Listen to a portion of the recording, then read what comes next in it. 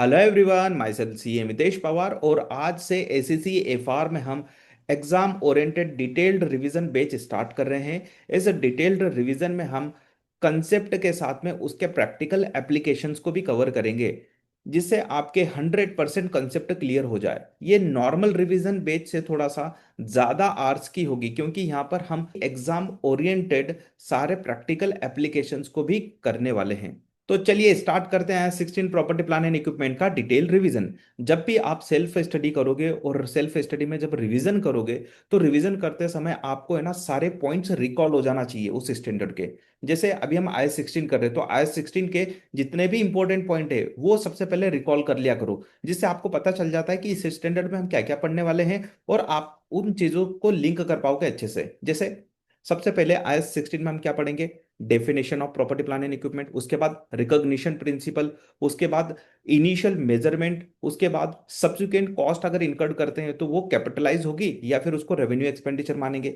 उसके बाद हम सब्सिक्वेंट मेजरमेंट करते हैं बैलेंस शीट डेट पर, ठीक है। तो वहां पर हमारे पास दो मॉडल होते हैं, एक कॉस्ट मॉडल और एक रिवोल्यूशन मॉडल। उसके बाद रिवोल्यूशन मॉडल में अगर आपको गेन होता है या लॉस होता है तो उसका अकाउंटिंग ट्रीटमेंट क्या करोगे?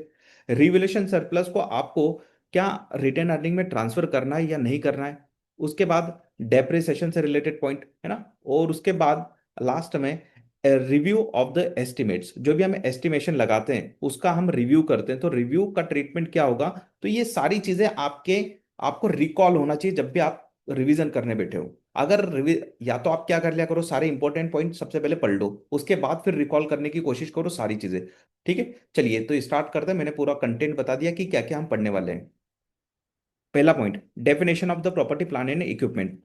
तो क्या होता है पीपी? पीपी का सिंपल सा मतलब होता है टेंजिबल आइटम, जिसको आपने हेल्ड किया हुआ है, यूज इन द प्रोडक्शन, आप प्रोडक्शन में यूज करोगे, या फिर सप्लाई ऑफ द गुड्स, या फिर सप्लाई ऑफ सर्विसेज में यूज करोगे। या फिर टेंजिबल आइटम को क्या कर रहे हो आप? अपने एडमिनिस्ट्रेशन पर्पस के लिए यूज कर रहे हो, या फिर किसी और को रेंट पर देने के लिए यूज कर रहे हो।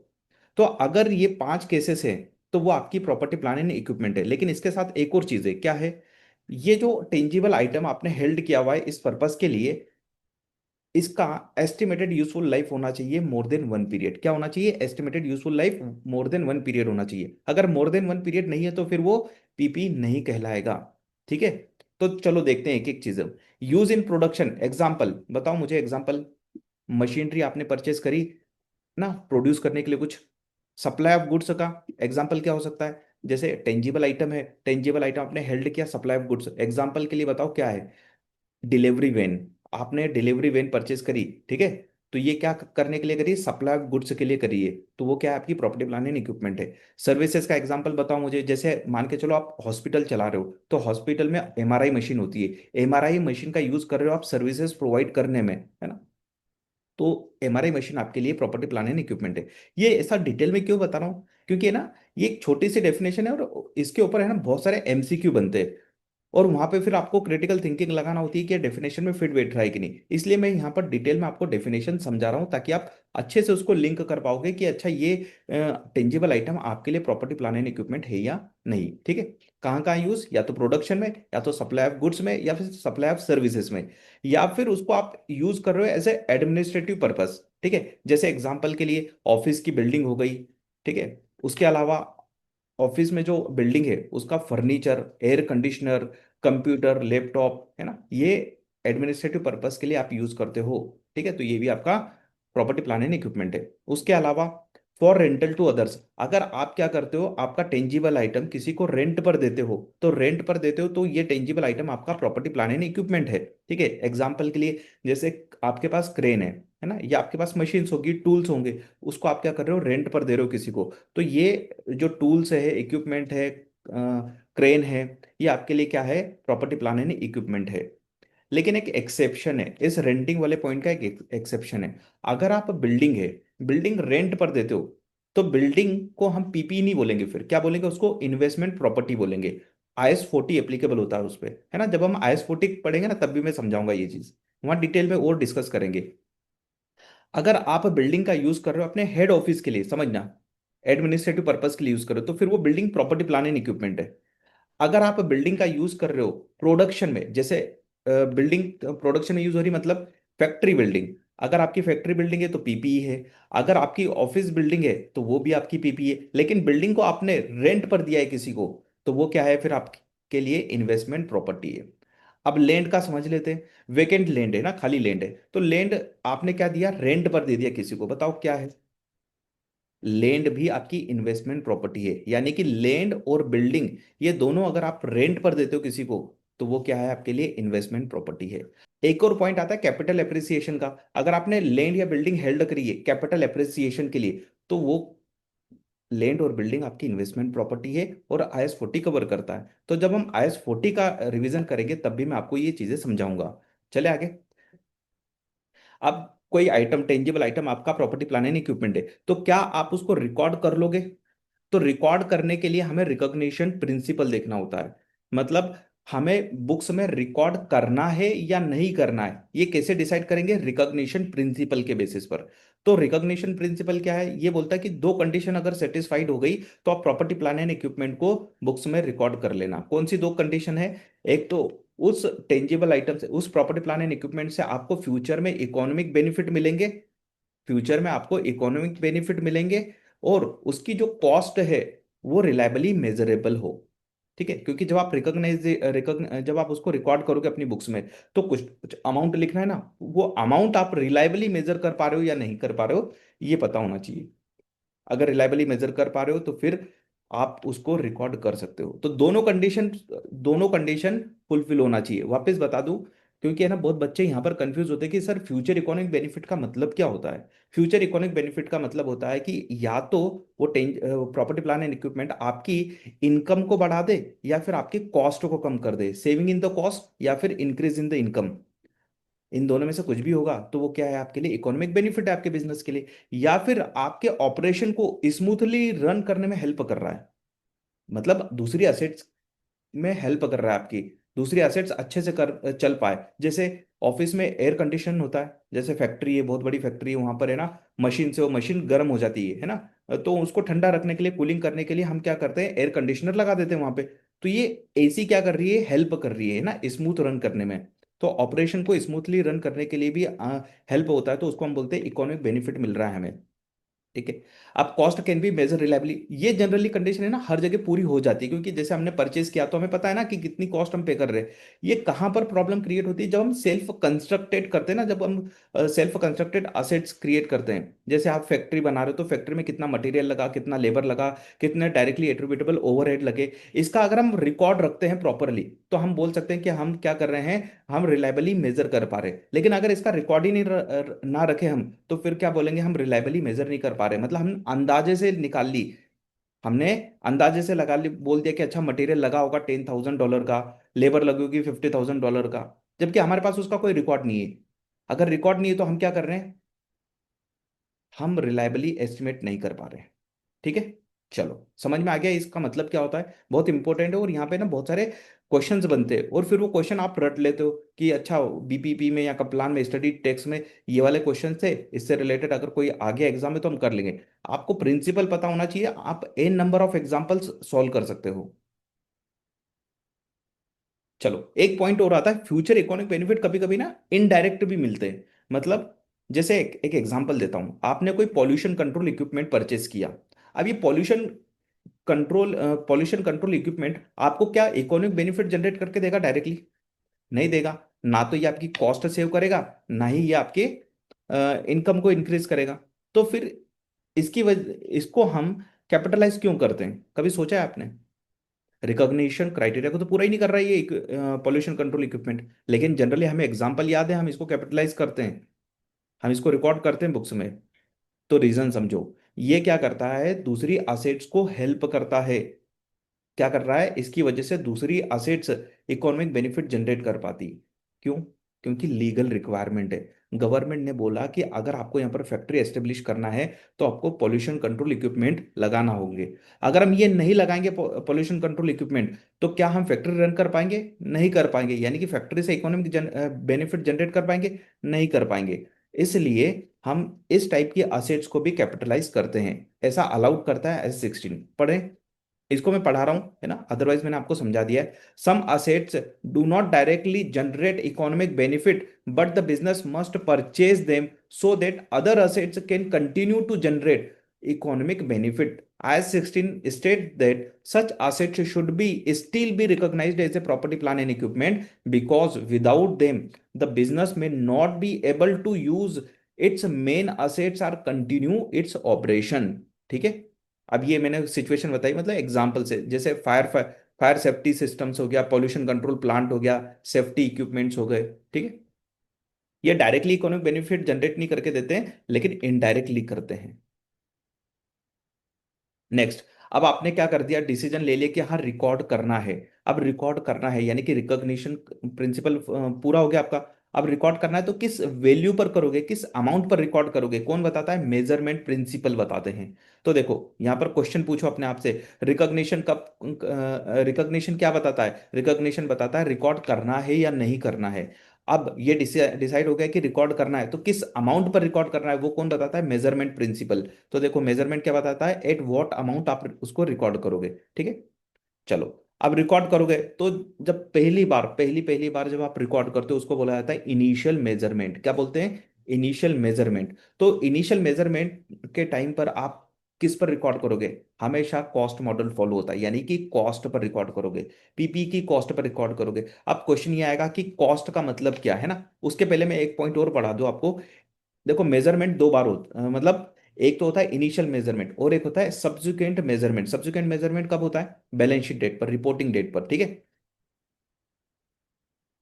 चलो, जब इनिशियल मेजरमेंट करेंगे तो इनिशियल मेजरमेंट किस पर होगा, हमेशा कॉस्ट पर होगा, यानी कि हम कॉस्ट मॉडल फॉलो करते हैं इनिशियल मेजरमेंट पर। तो कॉस्ट का मतलब क्या, मतलब कॉस्ट में क्या क्या इंक्लूड करेंगे, क्या क्या इंक्लूड नहीं करेंगे। तो जनरल सी बात है, देखो तीन पॉइंट आते हैं इसमें, मेनली तीन पॉइंट आते हैं। अगर आपको ये अच्छे से समझ में आ गया तो आपको बहुत सारे एग्जाम्पल से देखने की जरूरत नहीं पड़ेगी। कंसेप्ट क्लियर रखो, एग्जाम्पल अपने आप होते जाएंगे। सबसे पहले जब आप कोई एसेट से परचेस करोगे तो क्या करोगे, परचेस प्राइस को कॉस्ट मानोगे। लेकिन अगर वहां पे डिस्काउंट मिला, आपको ट्रेड डिस्काउंट मिला है, तो क्या करोगे, नेट ऑफ ट्रेड डिस्काउंट आप रिकॉर्ड करोगे ना। तो परचेस प्राइस में से आप क्या कर दोगे, ट्रेड डिस्काउंट माइनस कर दोगे।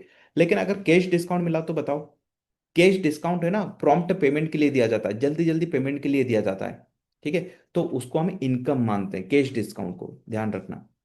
ठीक है। तो सबसे पहले क्या करोगे, कॉस्ट में क्या क्या इंक्लूड है, परचेज प्राइस। तो परचेज प्राइस में से क्या करोगे, after deducting trade discount, cash discount minus नहीं करना, उसको इनकम में ले जाना। उसके बाद और भी एक्सपेंसेस हो सकते हैं क्या, हाँ देखो हमने सप्लायर के यहाँ से मशीनरी परचेस करी है, तो वो मशीनरी हमारे यहाँ तक आने तक, है ना। अब मैनेजमेंट ने क्या डिसाइड किया, सबसे पहले सोचो, मैनेजमेंट ये बोल रहा है कि हम मशीन परचेस करेंगे और हमारे फैक्ट्री में लाके उसको इंस्टॉल करेंगे, एक बेस बनाएंगे, है ना, ताकि वो वाइब्रेशन फ्री हो। तो हमने क्या करा है, कंक्रीट का हमने बेस बनाने का सोचा है, कंक्रीट का बेस बनाएंगे और वहां पर वो मशीन फिक्स कर देंगे ताकि वाइब्रेशन फ्री हो, मतलब वाइब्रेट ना करे वो ज्यादा। तो अब एक्सपेंडिचर होगा, क्या क्या एक्सपेंडिचर होगा, वो जो बेस बनाएंगे हम, है ना, तो कंक्रीट का बेस बनाएंगे हम उसके लिए, मशीन के लिए। तो एक्सपेंसेस है वो कॉस्ट, क्या उसको हम पीपी की कॉस्ट में माने या ना माने, ऐड करें कि नहीं करें, क्या उसको कैपिटलाइज करें या रेवेन्यू एक्सपेंडिचर मान के पीएनएल में ले जाओ। तो कुछ ना कुछ प्रिंसिपल होगा ना, हम एग्जाम्पल नहीं रट सकते, हमें प्रिंसिपल पता होना चाहिए। तो प्रिंसिपल ये बोलता है कि मैनेजमेंट ने जो सोचा है, तो मैनेजमेंट ने जो सोचा है, क्या सोचा है कि इस कंडीशन में लाके हमें क्या करना है, मशीन को ऑपरेटिंग कंडीशन में लाना है, यानी कि रेडी फॉर यूज में लाना है। तो मैनेजमेंट जैसा चाह रहा है, जिस लोकेशन पर चाह रहा है, उस लोकेशन और कंडीशन तक लाने के जितने भी एक्सपेंडिचर है उसको हम कैपिटलाइज करते हैं। ये प्रिंसिपल है। तो क्या प्रिंसिपल है, डिटेल में बताता हूं। Any cost directly attributable to bringing the assets to location and condition necessary for it to be capable of operating in manner intended by management. Simple word में बोलूं, मैनेजमेंट ने जिस लोकेशन पर और जिस कंडीशन में लाने का सोचा है, उस कंडीशन और लोकेशन तक लाने के जितने भी एक्सपेंसेस है उसको कैपिटलाइज करते हैं। लोकेशन रिलेटेड एक्सपेंसेस, जैसे मान के चलो सप्लायर के यहाँ से या हमारे फैक्ट्री तक आ रहा है, तो ट्रांसपोर्टेशन कॉस्ट, ट्रांजिट इंश्योरेंस, है ना, इस बीच में कोई भी ट्रांसपोर्ट के टाइम पे टैक्सेस लग रहे होंगे, वो मतलब पूरा सप्लायर के यहाँ से हमारे यहाँ तक लाने तक जितने भी एक्सपेंडिचर होंगे वो सारे हम डायरेक्टली एट्रीब्यूटेबल कॉस्ट मानकर कैपिटलाइज कर देंगे, यानी कि पीपी की कॉस्ट में ऐड कर देंगे। ठीक है। चलो, कंडीशन, जिस कंडीशन में हमने सोचा है उस कंडीशन में देखो, मशीन तो रेडी फॉर यूज है ना, वहीं पे अगर देखा जाए तो सप्लायर के यहाँ भी चल रही थी, लेकिन हम क्या चाहते हैं, उसको हमारे यहाँ पर लाएंगे, उसको इंस्टॉल करेंगे, हम उसको वाइब्रेशन फ्री बनाएंगे, तो उसके लिए हमने एक बेस तैयार किया। तो वो बेस तैयार किया तो क्या हो रहा है यहाँ पर, हम किस कंडीशन में लाना चाह रहे हैं, वाइब्रेशन फ्री कंडीशन में लाना चाह रहे हैं। तो ये एक्सपेंसेस भी पीपी की कॉस्ट में ऐड करेंगे। हमने क्या करा, प्रोडक्शन चालू करने से पहले हमने टेस्ट किया, क्या ये वही आउटपुट दे रहा है जैसा हमने सोचा है। तो हमने टेस्ट करा, तो टेस्ट करने के लिए कॉस्ट आएगी, मटेरियल लगेगा टेस्ट करने के लिए, है ना, लेबर लगेगी, मटेरियल लगेगा, लाइट इलेक्ट्रिसिटी वगैरह लगेगी, तो एक्सपेंसेस होंगे, तो उस एक्सपेंसेस को भी हम टेस्टिंग एक्सपेंसेस बोल के या ट्रायल रन बोल के हम उसको कैपिटलाइज करते हैं। उसके बाद क्या हुआ, टेस्ट या ट्रायल रनअप से है ना, जो प्रोडक्ट निकला, जो आउटपुट निकला, अब क्या करेंगे, उसको हम सेल कर देंगे, नॉमिनल वैल्यू में सेल कर देंगे, एज ए स्क्रैप सेल कर देंगे। अब जो भी प्रोसीड आएगी उसको क्या करेंगे, उसको हम प्रॉफिट एंड लॉस अकाउंट में इनकम मान लेंगे। ठीक है, हम कॉस्ट में से रिड्यूस ना करके क्या मान लेंगे उसको, हम इनकम मान लेंगे। ठीक है, पहले क्या होता था, पहले मैं बता रहा हूँ, जब अमेंडमेंट आया था उसके पहले असेट्स की कॉस्ट में से रिड्यूस करते थे, तो आपको वो कंफ्यूज नहीं होना है। आपको ये ध्यान रखना है कि जो भी आउटपुट निकलेगा ट्रायल रन से या टेस्टिंग से, जो भी आउटपुट निकलेगा, वो आउटपुट को हम सेल करेंगे तो कुछ प्रोसीड होगी, तो प्रोसीड को हम इनकम मान लेंगे, दैट्स इट। चलो, नेक्स्ट पॉइंट, दो पॉइंट हो गए। ये हमेशा याद रखना, मल्टीपल एग्जांपल्स आ सकते हैं, आप उसको लिंक कर देना डायरेक्टली एट्रीब्यूटेबल कॉस्ट से। ठीक है, तो वो लिंक हो जाएंगे कॉन्सेप्ट में, मैं आपको लिस्ट भी बताऊंगा, सारे हमने लिस्ट यहाँ पे बनाई हुई है, मैं आपको बता देता हूँ, हम डिस्कस करेंगे। ये देखो, मैंने सारी सिचुएशन यहाँ पे कवर की है, हम लिंक करेंगे कंसेप्ट के साथ में उसको। चलो, तो दो पॉइंट हो गए, एक तो नेट परचेस प्राइस, दूसरा any attributable, any directly attributable cost. तीसरा पॉइंट है, क्या होगा, जैसे अब मैंने क्या करा है, एक लैंड है ना, रेंट पर लिए, उस लैंड के ऊपर मैंने फैक्ट्री बना ली, क्या बना ली, फैक्ट्री बना ली। अब मैंने 20 साल के लिए रेंट, लैंड जो है वो रेंट पर ली थी। ठीक है, 20 साल हो जाने के बाद मुझे क्या करना पड़ेगा, इस बिल्डिंग को डिसमेंटल करना पड़ेगा ना, क्योंकि मैं लैंड ओनर को वापस से लैंड दे दूंगा। तो मुझे ये जो स्ट्रक्चर बना है मुझे डिसमेंटल करना पड़ेगा, मतलब मुझे लैंड रिस्टोर करके देना पड़ेगी, जैसे लैंड पहले थी वैसे करके देना पड़ेगी। तो एक्सपेंसेस आएगा ना, इसको डिमोलिश करूंगा बिल्डिंग को, तो जो भी स्ट्रक्चर बनाया मैंने उसको मैं डिसमेंटल करूंगा, डिमोलिश करूंगा, तो कॉस्ट आएगी, लेकिन वो तो 20 साल बाद आने वाली। जितनी भी कॉस्ट आएगी 20 साल बाद, उसकी आज मैं क्या निकालूंगा, प्रेजेंट वैल्यू। उस प्रेजेंट वैल्यू पर मैं क्या करूंगा, इस प्रेजेंट वैल्यू को मैं असेट्स की कॉस्ट मान लूंगा, क्या मान लूंगा, असेट्स की कॉस्ट मान लूंगा, यानी कि पीपी की कॉस्ट में हम ऐड कर देंगे, क्या करेंगे, present value of dismantling cost. ठीक है, तो चलो, अब एंट्री क्या करेंगे इस केस में, फिर अभी तो कैश आउटफ्लो नहीं हो रहा हमारे पॉकेट से, तो एंट्री बनेगी सिंपल सी, देखो, property plan and equipment account debit हो जाएगा, और क्रेडिट क्या करोगे, प्रोविजन, क्या करोगे, प्रोविजन, प्रेजेंट वैल्यू पर। अब यहाँ पर एक पॉइंट और आएगा, अब चलो एग्जांपल के साथ ही समझाता हूँ, है ना, प्रोविजन भी बनेगा यहाँ पे, तो क्या क्या चीजें बनेगी, देखो, कॉस्ट ऑफ डिसमेंटलिंग, डीकमिशनिंग और removing of the cost, IS 16 क्या बोलता है, आपको क्या करना है, the present value of dismantling cost is treated to as a part of the cost of PP, मतलब पीपी की कॉस्ट में इसको ऐड कर देना है। और IS 37 भी आएगा हमारा, वो क्या बोलता है, आपको प्रोविजन बनाना है, क्या बनाना है, प्रोविजन बनाना, ऑब्वियसली बात है ना, प्रोविजन बनेगा, लाइबिलिटी तो बनाना पड़ेगी आपको। ठीक है, तो चलो, इस क्वेश्चन से हम समझते हैं वो थर्ड वाला पॉइंट कि कॉस्ट कितनी इंक्लूड करना है। तो on 1 January 20X1 alpha limited purchase the machine for 10 lakh rupees, the machine has useful life of 5 years with residual value nil. तो डेप्रिसिएशन कैसे निकाल लेंगे, depreciation cost minus residual value divided by useful life, ऐसे निकलता है। ठीक है, at the end of its useful life alpha limited is legally required to dismantle machine and restore the site, तो डिसमेंटल करना पड़ेगी यूजफुल लाइफ के and पर, और रिस्टोर करना पड़ेगा साइट पर, तो कुछ खर्चा आएगा, कितना एक्सपेंसेस आएगा, estimated dismantling cost after 5 years 5 lakh rupees. ठीक है, ये 5 साल बाद आएगा, डिस्काउंट रेट 10% दे रखा है, the dismantling cost was not recorded initially, तो हम रिकॉर्ड कर लेंगे। तो बताओ डेप्रिसिएशन कैसे निकालोगे, cost minus residual value divided by useful life. अब कॉस्ट कितनी लोगे यहाँ पर, ये 10 लाख लोगे, या 10 लाख में 5 लाख प्लस करोगे, या फिर 10 lakh plus present value of 5 lakh, third वाला option, 10 lakh plus present value of 5 lakh. तो मुझे क्या निकालना पड़ेगा, सबसे पहले इसकी प्रेजेंट वैल्यू निकाल लेते हैं। चलो एक्सेल में निकालता हूँ। अगर आपको प्रेजेंट वैल्यू नहीं निकालने आती तो मेरा यूट्यूब पर लेक्चर भी है, वहां पर आप डिटेल में समझ लेना प्रेजेंट वैल्यू कैसे कैलकुलेट करते हैं। तो यहाँ पर हम इस क्वेश्चन के अकॉर्डिंग देखते हैं। तो प्रेजेंट वैल्यू का फॉर्मूला क्या होता है? अमाउंट। अमाउंट क्या है इस केस में? तो पहले हम क्या करेंगे, अमाउंट मान लेंगे $1, है ना। हम $1 का क्या निकालना चाह रहे हैं?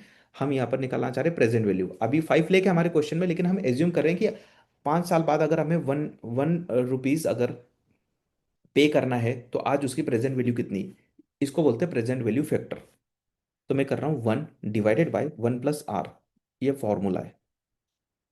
Bracket close, raised to the power n। मैं समझाता हूँ फॉर्मूले में, है ना। यहाँ पर r क्या है? r का मतलब होता है rate of interest, discounting rate. तो डिस्काउंटिंग रेट r की जगह में लिख दूं 0.10, है ना, 10% है। n कितना है? n का मतलब होता है पीरियड। तो यहाँ पर पीरियड कितना है? 5। तो मैंने वो ले लिया। तो ये क्या आ गया आपका? प्रेजेंट वैल्यू फैक्टर आ गया। ठीक है। और हमारा अमाउंट कितना है? 5 लेके। इसका मतलब समझते हो इस प्रेजेंट वैल्यू फैक्टर का? प्रेजेंट वैल्यू फैक्टर का मतलब होता है कि $1 अगर 5 साल बाद पे करना है तो आज उसकी प्रेजेंट वैल्यू कितनी है। ये प्रेजेंट वैल्यू फैक्टर कुछ नहीं, ये $1 का प्रेजेंट वैल्यू होता है, सिंपल सी बात। तो हमें तो 5 लाख का निकालना है। This multiplied by this factor, है ना। इसको क्या बोलते हैं? ये 5 लाख को फ्यूचर वैल्यू। ठीक है। तो ये क्या निकल के आ गया आपका? Present value 3,10,461। चलो, हमसे क्या क्या पूछा है इसने? इनिशियल रिकॉग्नाइजेशन एंट्री क्या करोगे? इनिशियल रिकॉग्नाइजेशन एंट्री की PP account debit to provision for dismantling cost कितना? ये वाला। इससे आपने प्रोविजन बना लिया। ठीक है। अब मैं आपको यही आंसर में दिखाते जाता हूँ। पीपी कितने की आपकी? पीपी 10 लाख रुपीज की। तो आपकी कॉस्ट कितनी आ गई पीपी की? कॉस्ट ऑफ पीपी, ये तो परचेज प्राइस थी, चलो लिख देता हूँ परचेज प्राइस। तो कॉस्ट ऑफ पीपी क्या बोलोगे? This plus this. तो ये आ गई। अब क्या करोगे? डेप्रिसिएशन निकालना है, तो डेप्रिसिएशन कैसे निकालोगे? इसको डिवाइड कर दोगे 5। तो ये डेप्रिसिएशन आ गया आपका हर साल का। ठीक है। अब मैं यही बताते जाता हूँ आपको। तो जो मेन कैलकुलेशन थे मैंने एक्सेल में बता दिए। प्रेजेंट वैल्यू निकाली आपने सबसे पहले 3,10,000, इन्होंने राउंड ऑफ कर दिया है और कुछ नहीं, है ना। हमने राउंड ऑफ नहीं करा था वहाँ पे। हमारा 3,10,461 आ रहा है, इनका 500 है ना, राउंड ऑफ करा हुआ है।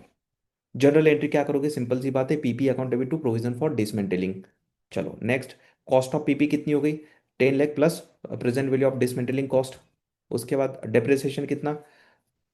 13,10,500 डिवाइडेड बाई 5। तो क्या आ जाएगा ये आपका?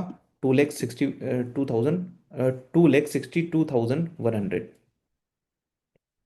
एंट्री क्या करोगे डेप्रिसिएशन की? Depreciation account debit to accumulated depreciation. Simple simple है, इसलिए आगे बढ़ रहा हूँ क्योंकि हमारा रिवीजन चल रहा है। आई होप कि आपको ये सब पता होगा। अब क्या होता है, अनवाइंडिंग की बात समझ लो। अब ये तो हमने क्या करा, लाइबिलिटी रिकॉर्ड कर ली यहाँ पर। इस वैल्यू से हमने क्या करा, लाइबिलिटी रिकॉर्ड कर ली। एंट्री क्या करी थी आपने? देखो, PP account debit to provision for dismantling. ठीक है। तो आपने ये लाइबिलिटी रिकॉर्ड कर ली।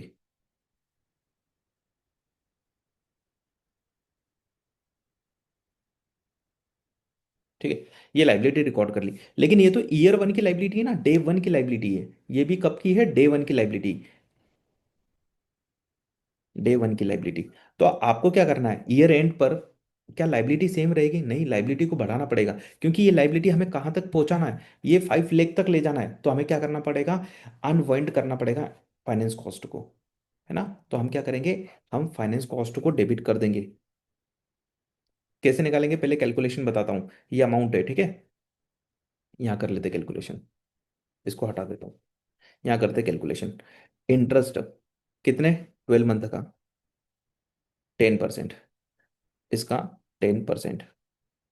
तो ये इतना अमाउंट हमें क्या करना पड़ेगा? हमें इतने अमाउंट से प्रोविजन इंक्रीज करना पड़ेगा। तो क्या कर दो, इस अमाउंट को क्रेडिट कर देते हैं। क्या कर देते हैं? क्रेडिट। एंट्री क्या बनेगी? दिस। तो ये कर दिया क्रेडिट, मैंने लाइबिलिटी तो अपनी बढ़ा ली। अब डेबिट क्या करूं? डेबिट क्या असेट्स में ऐड करूं क्या? नहीं, अब असेट्स में ऐड मत करनी। ये है आपका फाइनेंस कॉस्ट। क्या मानते हैं हम इसको? Finance cost. इसको कैपिटलाइज नहीं करना है, फाइनेंस कॉस्ट। ठीक है।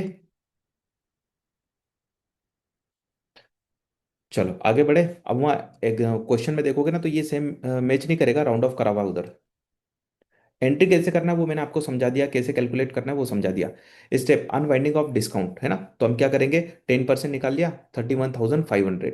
चलो आगे बढ़ते हैं। एंट्री क्या करोगे, फाइनेंस कॉस्ट अकाउंट डेबिट, और क्रेडिट क्या करा, प्रोविजन फॉर डिसमेंटलिंग। चलो नेक्स्ट।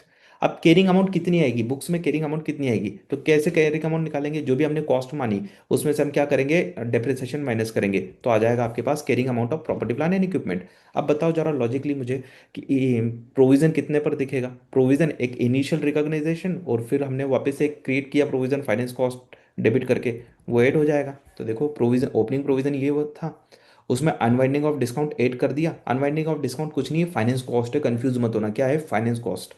Closing provision 3,41,500। तो इस तरीके से मैंने आपको अकाउंटिंग एंट्री भी बता दी, है ना। इंपॉर्टेंट कॉन्सेप्ट है, ये पूछा जाता है, तो जनरली आपको ये पूरा क्वेश्चन ऐसे नहीं पूछेंगे, उसमें से कुछ पार्ट पूछ लेंगे, पूछेंगे कि कैरिंग अमाउंट बताओ कितनी होगी, दोनों की, पीपी की कैरिंग अमाउंट और प्रोविजन की कैरिंग अमाउंट पूछ लेंगे एमसीक्यू में।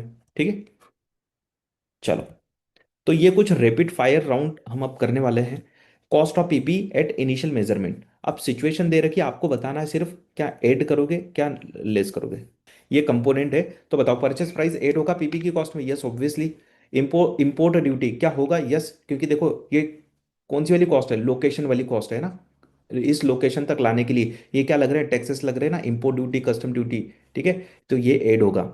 Non refundable tax, non refundable tax, again मैंने बोला था टैक्सेस अगर लग रहे हैं रास्ते में, ये भी कौन से लोकेशन में लाने तक की कॉस्ट है, ये डायरेक्टली एट्रीब्यूटेबल कॉस्ट है, ये ऐड करोगे। अगर मान के चलो रिफंडेबल टैक्स होगा तो क्या करोगे, एग्जाम्पल के लिए समझना, आपने एक मशीन परचेज करी, उसके ऊपर टैक्स लगा 10,000 का, मशीन 50,000 की, 10,000 का टैक्स लगा। ठीक है, ये टैक्स जो लगा 10,000 का, इसको ये जो है ना रिफंड हो जाएगा आपको, मतलब रीइंबर्समेंट मिल जाएगा इसका। तो बताओ आपके पॉकेट से कितना अमाउंट जा रहा है, अल्टीमेटली अमाउंट कितना जा रहा है। सर आप बोलोगे सर 50,000 प्लस टैक्स 60,000, और 10,000 तो हमें वापस मिल जाएंगे, तो 10,000 माइनस करो तो अल्टीमेटली 50,000 ही का है ना आपके पॉकेट से, यानी कि मशीन की कॉस्ट, मशीन की प्राइस। तो जब भी आपका रिफंडेबल टैक्स होगा तो वो कॉस्ट का पार्ट नहीं बनेगा, क्यों, क्योंकि वो आपकी कॉस्ट है ही नहीं ना, आपके पॉकेट से तो कुछ गया ही नहीं। अभी आप थोड़े समय के लिए गवर्नमेंट को दे रहे हो और गवर्नमेंट आपको वापस से दे देगी, तो उसको बोलते हैं रिफंडेबल टैक्स, तो वो ऐड नहीं होगा। चलो नेक्स्ट। ट्रेड डिस्काउंट मैंने जस्ट आपको बताया, नेट करके लेते, क्योंकि हमारी लाइबिलिटी आएगी नहीं ना, पे ही नहीं करना इतना अमाउंट, तो डिस्काउंट अमाउंट हमें पे करना होता है क्या, नहीं करना होता है। कैश सेटलमेंट डिस्काउंट, कैश या सेटलमेंट डिस्काउंट, देखो इनिशियली ये लाइबिलिटी होती है हमारी, जैसे मैंने 50,000 की मशीन परचेस करी, मुझे डिस्काउंट मिला, ट्रेड डिस्काउंट 5,000 का, तो मुझे कितना पे करना है, मुझे 45,000 पे करना है, कितना 45,000, मतलब मेरा ऑब्लिगेशन 45,000 का, और सामने वाले का राइट टू रिसीव कितना है, वो भी मुझसे 45,000 मान रहा है। मैंने अपनी लाइबिलिटी कितने से क्रिएट करी, क्रेडिटर कितने से बनाए, 45,000 से। मैंने जल्दी पेमेंट कर दिया तो सप्लायर ने मुझे क्या दे दिया, डिस्काउंट दे दिया 2,000 का। तो बताओ ये 2,000 क्या है, इसको हम इनकम मानते हैं, हम इसको असेट्स की कॉस्ट से ऐड नहीं करते। नेक्स्ट।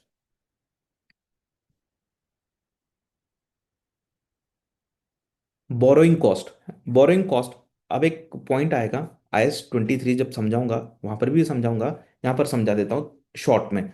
आपने क्या करा, एक आपके यहाँ फैक्ट्री बन रही थी, तो फैक्ट्री बन रही थी, तो उस फैक्ट्री के लिए आपको लोन की ज़रूरत पड़ी, है ना, ये फैक्ट्री को बनने में 2 साल लग जाएंगे, मतलब सब्सटेंशियल पीरियड ऑफ टाइम लग रहा है बनने में, सब्सटेंशियल पीरियड ऑफ टाइम लग रहा है। इसके लिए आपने लोन लिया, लोन लिया तो इंटरेस्ट भी दोगे, यानी कि फाइनेंस कॉस्ट पे करोगे, फाइनेंस कॉस्ट यानी कि बोरोइंग कॉस्ट पे करोगे। तो बोरोइंग कॉस्ट को आप P&L में ले जाओगे या फिर उसको कैपिटलाइज करोगे, तो कैपिटलाइज कर सकते हो अगर कंडीशन मीट हो गई तो। IS 23 ने कंडीशन दी है, अगर वो मीट हो गई तो आप उसको क्या कर सकते हो, कैपिटलाइज कर सकते हो। तो आपको क्वेश्चन बता देगा कंडीशन मीट हो रही है कि नहीं, या सिचुएशन दे देगा, आप डिसाइड करोगे IS 23 पढ़ के, है ना, कि ये कंडीशन मीट हो रही है कि नहीं। चलो अगर मीट हो रही है तो बोरिंग कॉस्ट को भी क्या करोगे, आप ऐड कर दोगे असेट्स की कॉस्ट में। नेक्स्ट। डायरेक्टली एट्रीब्यूटेबल कॉस्ट, वो तो करना ही है add. Next. Employee benefit direct, इसका मतलब क्या हुआ, जैसे आप कुछ फैक्ट्री बना रहे हो, तो फैक्ट्री बनाने के लिए आपने लेबर भी लगाया, क्या लगाया, लेबर, लेबर लगाया, तो उसको वेजेस दे रहे हो, उसको सैलरी दे रहे हो। ठीक है, तो उसको जो भी आप बेनिफिट प्रोवाइड कर रहे हो उसके सर्विसेज के बदले में, तो उसको हम क्या करते हैं, कैपिटलाइज करते हैं। डायरेक्टली एट्रीब्यूटेबल कॉस्ट है ये, है ना। असेट्स को उसकी करंट लोकेशन और कंडीशन में लाने की कॉस्ट है ये। साइट प्रिपरेशन, आप साइट प्रिपेयर कर रहे हो, ठीक है, जैसे मैंने बताया आपको बेस बना रहे थे मशीन का, कैपिटलाइज करोगे। डिलीवरी हैंडलिंग कॉस्ट, लोकेशन से रिलेटेड कॉस्ट, इंस्टॉलेशन इन असेंबली, है ना, जिस कंडीशन में हम चाहते हैं उस कंडीशन में लाने के लिए हम इंस्टॉल कर रहे हैं, असेंबली कर रहे हैं, है ना, condition related cost. Professional fees add करेंगे। कैसी कॉस्ट है ये? Condition related cost. हम देखना चाह रहे हैं ना इंजीनियर को बुला के, आर्किटेक्चर को बुला के, कि ये सही तरीके से काम करेगी कि नहीं करेगी, जैसा हम हमारी डिजायर है वैसा काम करना चाहिए, उस कंडीशन में लाने के लिए हम ये एक्सपेंडिचर कर रहे हैं, प्रोफेशनल फीस दे रहे हैं। Testing cost, trial run, testing cost बोलो, ट्रायल रन कॉस्ट बोलो, है ना, कंडीशन में लाने की कॉस्ट है ये। तो बताओ मुझे जरा, ये अगर इससे कुछ रिकवरी होती, मतलब टेस्टिंग करने पे क्या होगा, कुछ ना कुछ आउटपुट निकलेगा, उस आउटपुट को अगर सेल करेंगे तो कहाँ ले जाओगे? इनकम मानना, P&L में ले जाना, ठीक है। डिसमेंटलिंग और रिस्टोरेशन की प्रेजेंट वैल्यू ऐड करेंगे, जस्ट अभी हमने एग्जांपल कर लिया एक। ट्रेनिंग देते हो आप, क्या देते हो, ट्रेनिंग देते हो इंप्लॉय को मशीन चलाने के लिए, तो बताओ क्या इसको ऐड करोगे? नहीं करना, क्यों नहीं करना?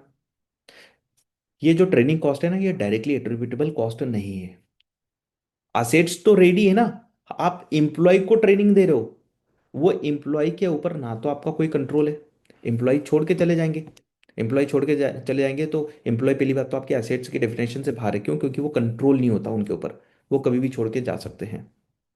तो यहाँ पर आप क्या कर रहे हो, इंप्लॉय की स्किल्स को इंप्रूव कर रहे हो, ना कि इंप्रूव कर रहे हो आप प्रॉपर्टी प्लानिंग इक्विपमेंट में, ठीक है। तो ये ट्रेनिंग कॉस्ट आपका क्या हो जाएगा, रेवेन्यू एक्सपेंसेस मानेंगे, P&L में ले जाना। Initial operating loss, initial operating loss again ये डायरेक्टली एट्रिब्यूटेबल कॉस्ट नहीं है, ये मशीन के ऊपर नहीं लग रही है ना, ये तो क्या है, ऑपरेशनल लॉस है। इसको कहाँ ले जाओगे? ये तो P&L में जाएगा। जनरल ओवरहेड, एक होता है डायरेक्टली एट्रिब्यूटेबल ओवरहेड, वो तो असेट्स की कॉस्ट बनेगा, लेकिन एक होता है जनरल ओवरहेड, ये कब आता है पता है आपको? जब सेल्फ कंस्ट्रक्टेड असेट्स बना रहे हो, तो उस केस में ये पॉइंट आएगा आपको, ठीक है। तो जनरल ध्यान रखना, जनरल ओवरहेड है, कहाँ ले जाओगे? P&L में। Advertisement marketing, again P&L। Relocation reorganisation, assets बन के रेडी फॉर यूज हो चुकी है, अब एक जगह से दूसरी जगह शिफ्ट कर रहे हैं, तो ये कैसा एक्सपेंसेस है? P&L में जाएगा, रेवेन्यू एक्सपेंसेस है। Cost after assets is capable of use, obviously बात है, जब असेट्स रेडी फॉर यूज हो गई उसके बाद के एक्सपेंसेस कहाँ जाएंगे? P&L में। Normal production cost after testing, normal production cost after testing कहाँ जाएगा? अगेन P&L में, ठीक है। चलो नेक्स्ट पॉइंट है आपका सब्सिक्वेंट कॉस्ट। अभी मैंने आपको जस्ट समझाया कि ready assets ready for use होने के बाद जितने भी एक्सपेंसेस होंगे वो कहाँ जाएंगे? प्रॉफिट एंड लॉस अकाउंट में जाएंगे। लेकिन एक्सेप्शन है इसका, क्या एक्सेप्शन है? अगर इस एक्सपेंसेस की वजह से फ्यूचर इकोनॉमिक बेनिफिट जो है, फ्यूचर इकोनॉमिक बेनिफिट इंक्रीज अगर होते हैं, तो फिर उसको कैपिटलाइज कर देना। अगर किसी एक्सपेंसेस की वजह से असेट्स से मिलने वाले जो फ्यूचर इकोनॉमिक बेनिफिट है वो इंक्रीज होते हैं, तो उसको कैपिटलाइज कर देना। फिर आप बोलोगे सर ऐसे तो हर केस में फ्यूचर इकोनॉमिक बेनिफिट इंक्रीज होंगे ही ना। जैसे एक मशीन थी आपके पास, उसकी प्रोडक्शन कैपेसिटी थी, ओरिजिनल प्रोडक्शन कैपेसिटी थी 50,000 यूनिट प्रोड्यूस करने की, लेकिन उसमें कुछ है ना मिस्टेक आ गई है, मतलब कुछ मिस्टेक आ गई, उसकी वजह से अब है ना वो मशीन ओनली 40,000 यूनिट ही प्रोड्यूस कर रही है। तो आपने क्या करा, उसका रिपेयर एंड मेंटेनेंस करा, तो 40,000 से अब वो वापस से 50,000 यूनिट प्रोड्यूस करना चालू कर दिया उसने। तो आपने क्या बोला, सर देखो 40 से 50 पर चला गया, यानी कि इकोनॉमिक बेनिफिट इंक्रीज होगा इससे, अब ज्यादा यूनिट प्रोड्यूस होगी तो ज्यादा बेनिफिट होगा हमें, तो कैपिटलाइज कर दो। आंसर इज नो, गलत हो जाओगे। तो यहां पर क्या बोला है, प्रिंसिपल क्या है, जो उसकी ओरिजिनल कैपेसिटी थी ना उससे ज्यादा इकोनॉमिक बेनिफिट जनरेट होना चाहिए, यानी कि उसकी ओरिजिनल कैपेसिटी थी 50,000 यूनिट, तो 50,000 यूनिट से ज्यादा यूनिट प्रोड्यूस कर रही है क्या, जैसे 55, तो हम बोलेंगे कि उसकी इकोनॉमिक बेनिफिट जनरेट करने की कैपेसिटी इंक्रीज हुई, ठीक है। तो देखो प्रिंसिपल मैं आपको पढ़ाता हूं। सब्सिक्वेंट एक्सपेंडिचर बोल दो या सब्सिक्वेंट कॉस्ट, एक ही बात है। Subsequent expenditure may be capitalised or expenses depend on whether it increase the future economic benefit and this benefit were not originally assessed are captured in the assets initial cost। मतलब ये हमने कोई estimate नहीं लगाया था, जैसे हमने क्या सोचा था 50,000 यूनिट प्रोड्यूस करेगी, उससे ज्यादा अगर प्रोड्यूस करना चालू कर देती हम बोलेंगे कि इसके इकोनॉमिक बेनिफिट इंक्रीज हुए हैं, ठीक है। तो कैसे डिसीजन लोगे क्विकली, यहां पर एक टेबल बनाइए देखो। क्वेश्चन पूछो अपने आप से, कैपिटलाइज करना है ना, ये कैपिटल कैपिटल एक्सपेंडिचर और रेवेन्यू एक्सपेंडिचर क्या मानेंगे वो बताएगा। Does it increase the future economic benefit beyond the original estimate, beyond the original estimate, original estimate हमारा 50,000 है, क्या उससे ज्यादा ये इंक्रीज कर रहा है क्या फ्यूचर इकोनॉमिक बेनिफिट, यस तो कैपिटलाइज करो, अदरवाइज रेवेन्यू। अब समझ में नहीं आता कभी कभी तो और देखो मैंने डिटेल में लिखा है, डज इट एक्सटेंड, अब अपने आप से पूछो क्या इससे यूजफुल लाइफ इंक्रीज हो रही है क्या, अगर यूजफुल लाइफ बढ़ रही है तो आप क्या बोलोगे, कैपिटल एक्सपेंडिचर, अगर नहीं तो फिर revenue expenditure. Does it improve the capacity या एफिशिएंसी, अभी वाला केस देखा हमने, उसकी क्या बढ़ रही थी, कैपेसिटी या एफिशिएंसी बढ़ रही थी ओरिजिनल से भी, बियॉन्ड द ओरिजिनल एस्टिमेट, तो यस तो capital expenditure. Does it reduce the future operating cost permanently, क्या वो फ्यूचर की जो ऑपरेटिंग कॉस्ट है उसको परमानेंटली रिड्यूस कर देगी, यस तो कैपिटल, अदरवाइज रेवेन्यू। जनरली आपसे एग्जाम में पता है ये दो पॉइंट टेस्ट किए जाते हैं, ये दो पॉइंट, और उसमें भी मेन ये वाला पॉइंट ज्यादा टेस्ट किया जाता है, सेकंड वाला। ठीक, तो एग्जाम ओरिएंटेड हमें रिवीजन करना है तो इस पॉइंट पर फोकस करना, और ये लाइन जो मैंने हाईलाइट करी, बियॉन्ड द ओरिजिनल एस्टिमेट, ये अपने दिमाग में फिट कर लो, बियॉन्ड द ओरिजिनल कैपेसिटी, ठीक है, beyond the original estimate, correct word क्या है, बियॉन्ड द ओरिजिनल एस्टिमेट। चलो आगे बढ़ते हैं। ये बड़ा सिंपल सा इलस्ट्रेशन है, फटाफट से रिकॉल करवा देता हूँ क्या कर रहे हैं हम, इनिशियल और सब्सिक्वेंट एक्सपेंडिचर का एक न्यूमेरिकल इलस्ट्रेशन है यहाँ पर, ठीक है, इसको कर रहे हैं, बहुत इजी है। On 1 January 20x1 alpha manufacturing limited purchase new production machine, एक नई प्रोडक्शन मशीन परचेस करिए और इसकी ये कॉस्ट दे रखी है, आपको बताना है, फटाफट से पढ़ते ही बताना है, क्या असेट्स की पीपी की कॉस्ट में ऐड करेंगे या नहीं करेंगे, बताओ। Purchase price of the machinery add करेंगे, यस करेंगे। ट्रेड डिस्काउंट माइनस करेंगे, यस कर देंगे। इंपोर्ट ड्यूटी नॉन रिफंडेबल, ठीक है, क्या करेंगे, ऐड करेंगे, असेट्स की कॉस्ट में ऐड होगा ये भी। ट्रांसपोर्टेशन चार्जेस ऐड होगा ये भी। Transit insurance during the transportation, yes. Location related cost directly attributable cost, ठीक। Installation cost, yes. Condition related directly attributable cost, है ना। मैं बार बार ऐसा क्यों बोल रहा हूँ कंडीशन और लोकेशन, ताकि आपके ना ये माइंड में फिट बैठ जाए, ये दो वर्ड लोकेशन और कंडीशन में लाने के लिए जो भी एक्सपेंडिचर करते हैं वो कैपिटलाइज होते हैं। टेस्टिंग की कॉस्ट, टेस्टिंग की कॉस्ट जिसमें मटेरियल लगा, लेबर लगा, यस कैपिटलाइज, कंडीशन में लाने की कॉस्ट है ये। Staff training cost to operate the machine, no, clear no, क्योंकि ये डायरेक्टली एट्रीब्यूटेबल कॉस्ट नहीं है, ये मशीन के ऊपर नहीं एक्सपेंडिचर हो रहा, किस पे हो रहा है, ये एक्सपेंडिचर हो रहा है एम्प्लॉयज के ऊपर। Annual insurance for the machine starting after use, ready for use होने के बाद, रेडी फॉर यूज होने के बाद का एक्सपेंसेस कहाँ जाता है, पी एंड एल में, है ना, जनरली कहाँ जाता है, पी एंड एल में। चलो नेक्स्ट है आपका सब्सिक्वेंट एक्सपेंडिचर, ठीक है, तो सब्सिक्वेंट एक्सपेंडिचर कहाँ जाते हैं, जनरली कहाँ जाते हैं, पी एंड एल में जाते हैं, ठीक है। लेकिन एक्सेप्शन भी है, अगर उससे क्या होता है, उससे इकोनॉमिक बेनिफिट इंक्रीज होते हैं बियॉन्ड ओरिजिनल एस्टिमेट, तो कैपिटलाइज, अदरवाइज रेवेन्यू। तो रेगुलर सर्विसेज, रेगुलर सर्विसेज ये क्या करेगा, मेंटेन करेगा ओनली, तो इकोनॉमिक बेनिफिट को मेंटेन करेगा, इंक्रीज नहीं करेगा, तो क्या बोलेंगे इसको, revenue expenditure. Replacement of the major component, अगर मेजर कंपोनेंट चेंज करोगे तो उससे क्या होगा, उसके उससे ना असेट्स की लाइफ इंक्रीज हो जाती है, तो ये क्या है आपका, इकोनॉमिक बेनिफिट इंक्रीज करने वाला एक्सपेंडिचर है, तो इसको कैपिटलाइज करोगे। रिपेयर कॉस्ट ये क्या करता है, इकोनॉमिक बेनिफिट को मेंटेन करता है, इंक्रीज नहीं करता, तो क्या करेंगे इसको, revenue expenditure. Software upgrade increase the machine speed, machine की स्पीड इंक्रीज हो गई, परफॉर्मेंस इंक्रीज, एफिशिएंसी बढ़ गई, तो क्या है, ये कैपिटल एक्सपेंडिचर है, ठीक है। Major overall extending useful life by the 3 years, major overall इसका मतलब क्या होता है, ओवरऑल का मतलब होता है इंस्पेक्शन, मेजर इंस्पेक्शन, है ना, तो मेजर अगर इंस्पेक्शन होता है क्या होता है, जैसे एयरक्राफ्ट है उसके केस में हर 3 साल में, 4 साल में, 5 साल में, है ना, ऐसी तीन एग्जाम्पल के लिए हम ले रहे हैं कि 3 साल के अंदर आपको एक मेजर इंस्पेक्शन करवाना होता है ना, क्योंकि बहुत सेफ्टी रखना होती है, तो इंस्पेक्शन होता है, तो इंस्पेक्शन के जो भी एक्सपेंसेस है उसको क्या मानते हैं हम, सेपरेट कंपोनेंट मानते हैं, मतलब हम इसको पीपी मान के चलते हैं, इस इंस्पेक्शन को भी क्या मानते हैं, पीपी मान के चलते हैं, और इस वैल्यू के ऊपर डेप्रिसिएशन भी लगता है, ठीक है। तो ये हमने इंस्पेक्शन करवाया, मेजर इंस्पेक्शन क्या होगा, कैपिटलाइज होगा, ठीक है। चलो, चलो नेक्स्ट है हमारा spare parts and standby equipment. मैं नटशेल में समझा देता हूँ क्या हो रहा है। आपके पास एक मशीन है, उस मशीन से रिलेटेड आपने क्या कर लिए, स्पेयर पार्ट्स पहले से लेके रखे बैकअप के लिए, ताकि जब भी जरूरत पड़े तो आपका ऑपरेशन रुकना नहीं चाहिए। तो ये स्पेयर पार्ट्स को हम पीपी माने या ना माने, हाँ, इसको पीपीई मानेंगे।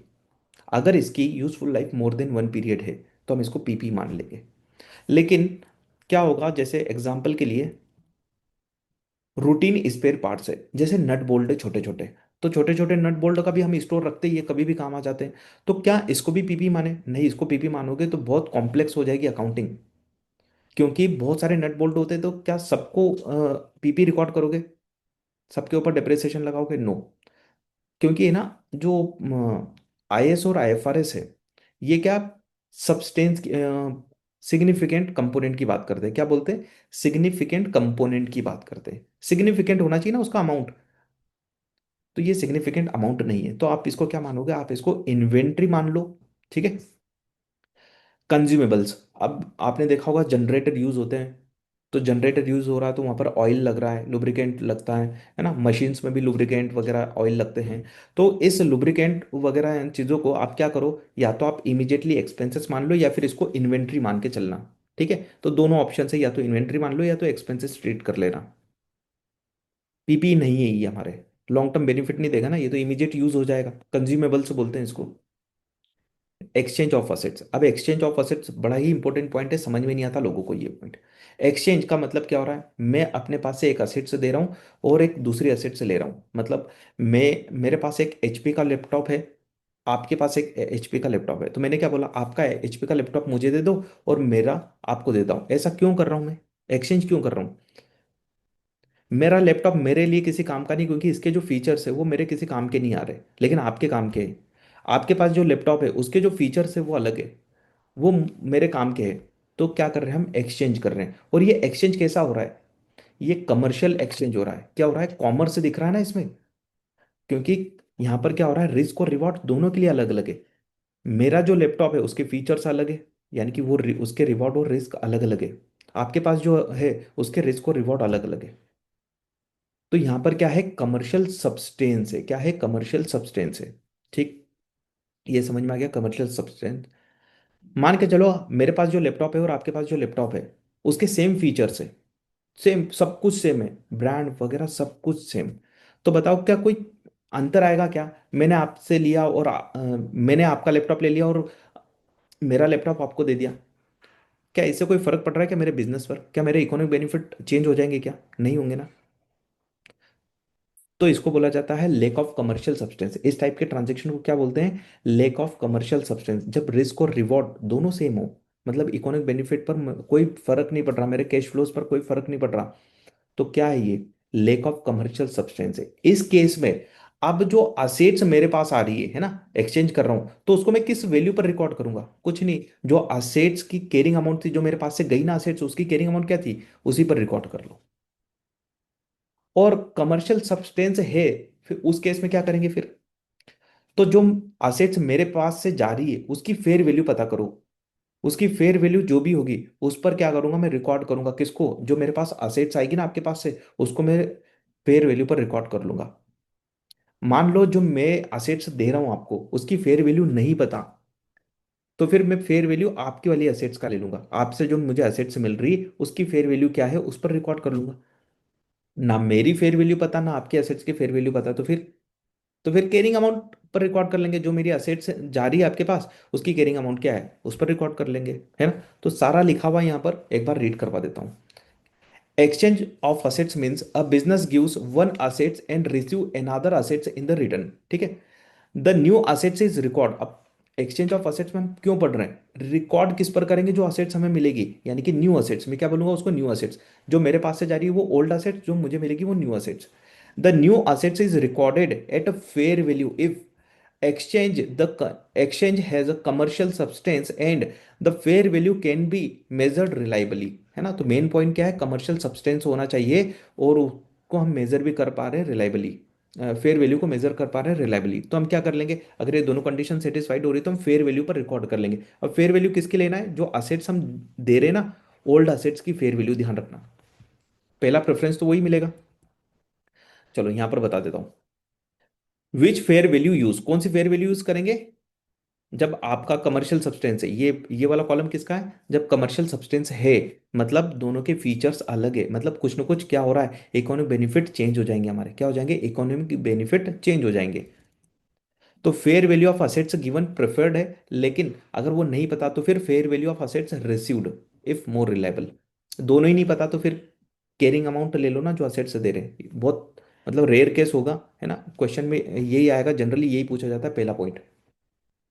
अब कमर्शियल सब्सटेंस नहीं है तो फिर उस केस में fair value is not used, तो कैरिंग अमाउंट पर रिकॉर्ड करते हैं जो असेट्स हमारे पास, ओल्ड असेट्स की जो कैरिंग अमाउंट है उस पर रिकॉर्ड कर लेते हैं नई असेट्स को, है ना। एग्जांपल से समझाता हूँ, सारी चीजें मैंने आपको बता दिया।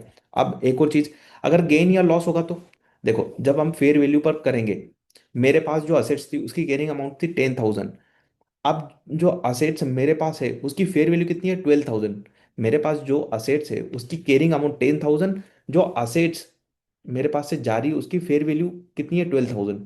यानी कि मुझे 2,000 का क्या हो रहा है, गेन, क्योंकि अब मैं फेयर वैल्यू पर रिकॉर्ड कर पाऊंगा इस असेट्स को। तो 2,000 का क्या है, गेन। गेन कहाँ जाएगा, पी एंड एल में। चलो एग्जाम्पल से समझाता हूँ सारी चीजें एक साथ। Exchange has a commercial substance, तो क्या करेंगे, यूज फेयर वैल्यू यूज करेंगे।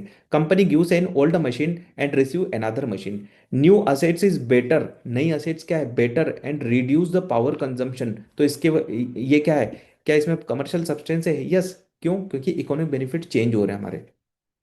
ओल्ड असेट्स की कैरिंग अमाउंट कितनी थी, 50,000। ओल्ड असेट्स की फेयर वैल्यू कितनी, 70,000। यानी कि कितना बेनिफिट होगा, डिफरेंस कितना है, 20,000 का। तो 20,000 का हम क्या करेंगे, गेन रिकॉर्ड करके पी एंड एल में ले जाएंगे, दैट्स इट। तो पी एंड एल में जाएगा गेन, आपसे यही पूछा जाता है गेन कहाँ जाएगा, मतलब गेन हुआ कि नहीं इस ट्रांजेक्शन में। हाँ हुआ, क्योंकि कमर्शियल सब्सटेंस है यहाँ पर। अब देखो, lack of commercial substance. Company swap one truck for another similar truck of the same capacity and same age. Same capacity same age की है तो कोई इकोनॉमिक बेनिफिट चेंज होंगे क्या, हमारे नहीं होंगे। No change in the performance or the cash flows. Old truck carrying amount 4 lakh. Truck का अमाउंट कितना था, ओल्ड ट्रक का 4 लाख। जो फेयर वैल्यू उसकी 4,50,000। लेकिन बताओ यहाँ पर कमर्शियल सब्सटेंस नहीं है, तो क्या हम यहाँ पर गेन बुक करेंगे, नहीं। क्यों, क्योंकि केयरिंग अमाउंट पर ही हम क्या करेंगे, न्यू असेट्स को भी रिकॉर्ड कर लेंगे। तो देखो measurement, new truck recorded at the caring amount of the old truck, that is the 4 lakh. तो 4 लाख पर ही रिकॉर्डेड रहेगी हमारे बुक्स में, कोई चेंजेस नहीं आया। ठीक है, तो गेन नॉट रिकॉग्नाइज्ड। क्लियर है। चलो आगे बढ़ते हैं, most important point that is the subsequent measurement model. अब ये लोगों को समझ में नहीं आता, सर एक बार तो इनिशियली मेजर कर लिया, अब वापस से क्यों मेजर कर रहे हैं इसको। क्योंकि देखो, असेट्स को जिस इनिशियली हमने रिकॉर्ड किया था, क्या उसकी वैल्यू में कोई चेंज नहीं आया होगा, उसकी वैल्यू डिक्लाइन हुई होगी ना। हो सकता है उसमें इम्पेयरमेंट हुआ होगा। तो ये चेक करने के लिए हम क्या करते हैं, सब्सिक्वेंट मेजरमेंट करते हैं, है ना। जैसे डेप्रिसिएशन हो गया, इम्पेयरमेंट हो गया। उसके अलावा अगर रिवेल्यूशन मॉडल फॉलो हो रहा है तो रिवेल्यूशन मॉडल फॉलो हो रहा है तो रिवैल्यूड अमाउंट, यानी कि फेयर वैल्यू के कारण हम क्या करेंगे, मेजरमेंट करने वाले हैं। तो देखो क्या बोलता है, पढ़ो। पढ़ना जरूरी, ये पढ़ लिया करो, प्रिंसिपल थोड़ा सा टाइम लगता है लेकिन कंसेप्ट स्ट्रांग हो जाते हैं। Subsequent measure is applied at every reporting period. हर रिपोर्टिंग पीरियड पर हम अप्लाइड करते हैं through depreciation and impairment review. While revaluation is performed, revaluation performed कब करते हैं, हर साल करते हैं, नहीं हर साल नहीं करते हैं, जब रिक्वायर्ड होता है ना। Revaluation is performed only with the sufficient regularity to ensure the carrying amount does not differ materially from fair value। आपसे एक क्वेश्चन पूछा जाता है, क्या रिवैल्यूएशन को, जो रिवैल्यूएशन है हम हर साल करते हैं क्या, एवरी ईयर करेंगे क्या, नहीं। सफिशिएंट रेगुलरिटी पे किया जाता है। सफिशिएंट रेगुलरिटी का मतलब क्या है, हमने रिवैल्यूएशन क्यों अपनाया, ताकि हम चाहते हैं कि हमारी जो असेट्स है, असेट्स की जो कैरिंग अमाउंट है वो है ना उसके फेयर वैल्यू को रिफ्लेक्ट करे, मतलब कि फेयर वैल्यू और कैरिंग अमाउंट में ज़्यादा डिफरेंसेस नहीं होना चाहिए। जैसे हमने आज से 10 साल पहले एक असेट से परचेस करी थी 10,000 में, आज उसकी कैरिंग अमाउंट हो गई है 2,000 ओनली, लेकिन आज उसकी फेयर वैल्यू पता है कितनी है, उसकी फेयर वैल्यू है 8,000। तो बहुत ज्यादा गेप आ गया ना इसमें, तो हम चाहते हैं रिवैल्यूएशन मॉडल यूज कर रहे हैं, हम चाहते हैं फेयर वैल्यू को रिफ्लेक्ट करना चाहिए, तो हमें रिवैल्यूएशन कर लेना चाहिए। क्यों, क्योंकि यहाँ पर बहुत ज्यादा गेप हो गया है, तो गेप ज्यादा नहीं बढ़ना चाहिए। तो यहाँ पर स्टैंडर्ड ने ये नहीं बोला कि आप हर साल करो, या कोई लिमिट बता दी कि अच्छा इतना गेप होना चाहिए, कुछ नहीं। उसने बोला सफिशिएंट रेगुलरिटी के साथ में आप रिवैल्यूएशन करते रहना। तो क्वेश्चन पूछा जाता है, रिवैल्यूएशन हर साल नहीं होता लेकिन सफिशिएंट रेगुलरिटी के साथ होता है।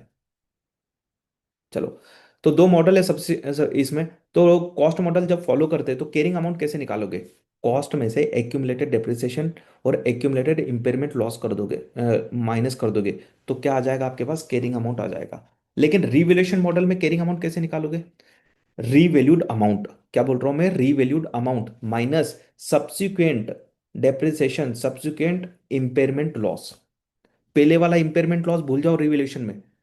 जबकि कॉस्ट मॉडल में क्या करते हैं, आज तक, शुरू से लेकर आज तक कितना डिप्रिसिएशन लगा, शुरू से लेकर आज तक कितना इंपेयरमेंट हुआ, सब ले लेते हैं। लेकिन फेयर वैल्यू मॉडल में रीवैल्यूएशन की डेट के बाद जो भी सब्सिक्वेंट एक्यूमुलेशन होगा डिप्रिसिएशन का, जो भी सब्सिक्वेंट एक्यूमुलेशन होगा इंपेयरमेंट लॉस का, केवल वही माइनस करते हैं।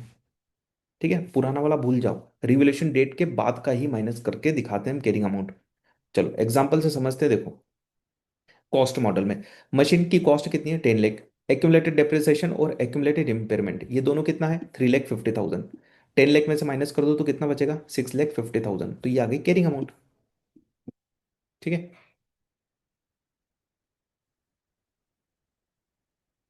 चलो अब आते हैं रिवैल्यूएशन, रिवैल्यूएशन ट्रीटमेंट पर। अब रिवैल्यूएशन करोगे तो गेन होगा या लॉस होगा? ठीक है। तो बाय डिफॉल्ट रूल समझो पहले क्या है। जब भी रिवैल्यूएशन लॉस होगा तो कहाँ ले जाओगे? बाय डिफॉल्ट उसको पीएनएल में ले जाना है। जनरली कहाँ ले जाओगे? पीएनएल में। रिवैल्यूएशन गेन हुआ तो जनरली उसको कहाँ ले जाना है? अदर कॉम्प्रिहेंसिव इनकम, जिसको हम शॉर्टकट में बोलते हैं ओसीआई में ले जाओगे। कहाँ ले जाओगे? ओसीआई में। ओसीआई में क्यों? क्योंकि इसको माना जाता है अनरियलाइज्ड गेन। ठीक। अब क्या होता है, क्या एक ही बार आप रिवैल्यूएशन करते हो या सब सब्सिक्वेंट भी करोगे? ऑब्वियसली बात है, रेगुलर इंटरवल पे करोगे तो बाद में भी करोगे। तो क्या क्या रूल्स है समझो अब।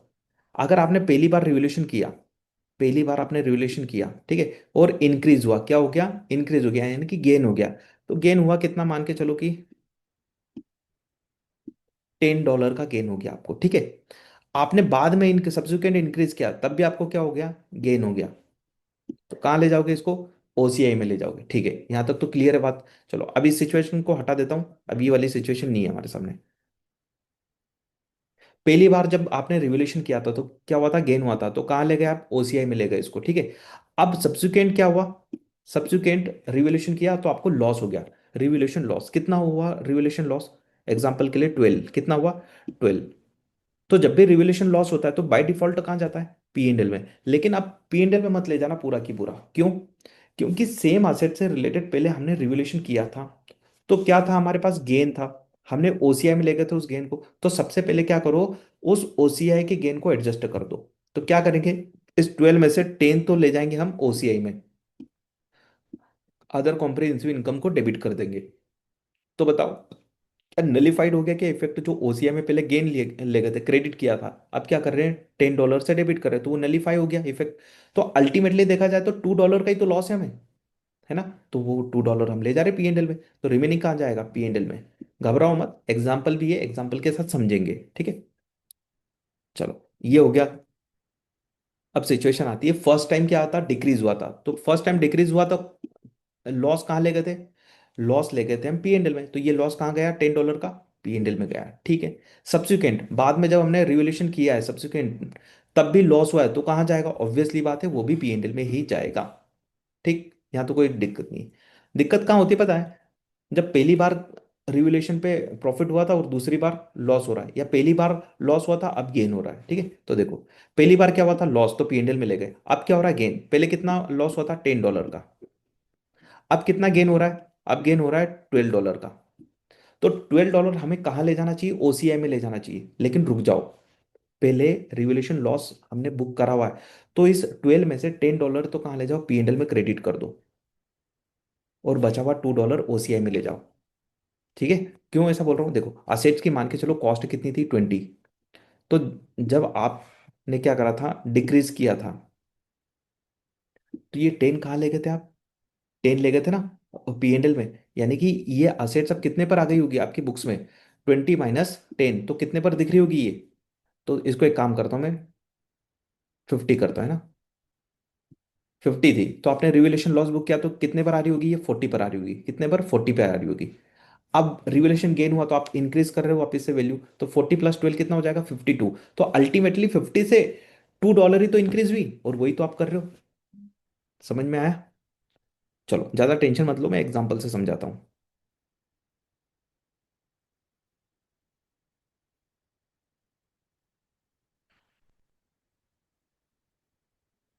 यहां से समझो।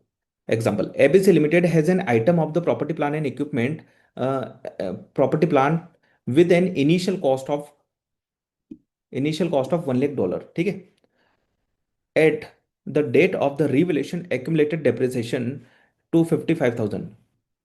तो यहाँ पर $100,000 क्या है, कॉस्ट है, इनिशियल कॉस्ट है। इस पर अभी तक एक्यूमुलेट कितना हो चुका है डेप्रिसिएशन, 55,000। तो केयरिंग अमाउंट बता दोगे क्या मुझे? यस, निकालते हैं यहाँ पर। पीपीई की कॉस्ट कितनी है? पीपी की कॉस्ट है $100,000, ठीक है। लेस एक्यूमुलेटेड डेप्रिसिएशन कितना है, 55,000। तो बताओ केयरिंग अमाउंट कितनी है? केयरिंग अमाउंट, सीए मतलब केयरिंग अमाउंट, ठीक है। शॉर्टकट में लिख रहे हैं, हमारा टाइम बचाना है हमें। तो केयरिंग अमाउंट बची है 45,000।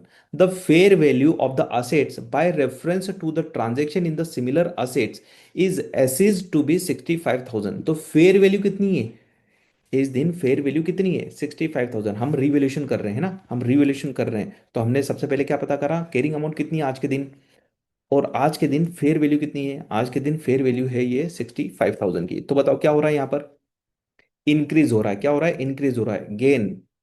कितना गेन, 65 में से 45, तो 20,000 का गेन। क्या अकाउंटिंग एंट्री करोगे, पीपी अकाउंट डेबिट 20,000,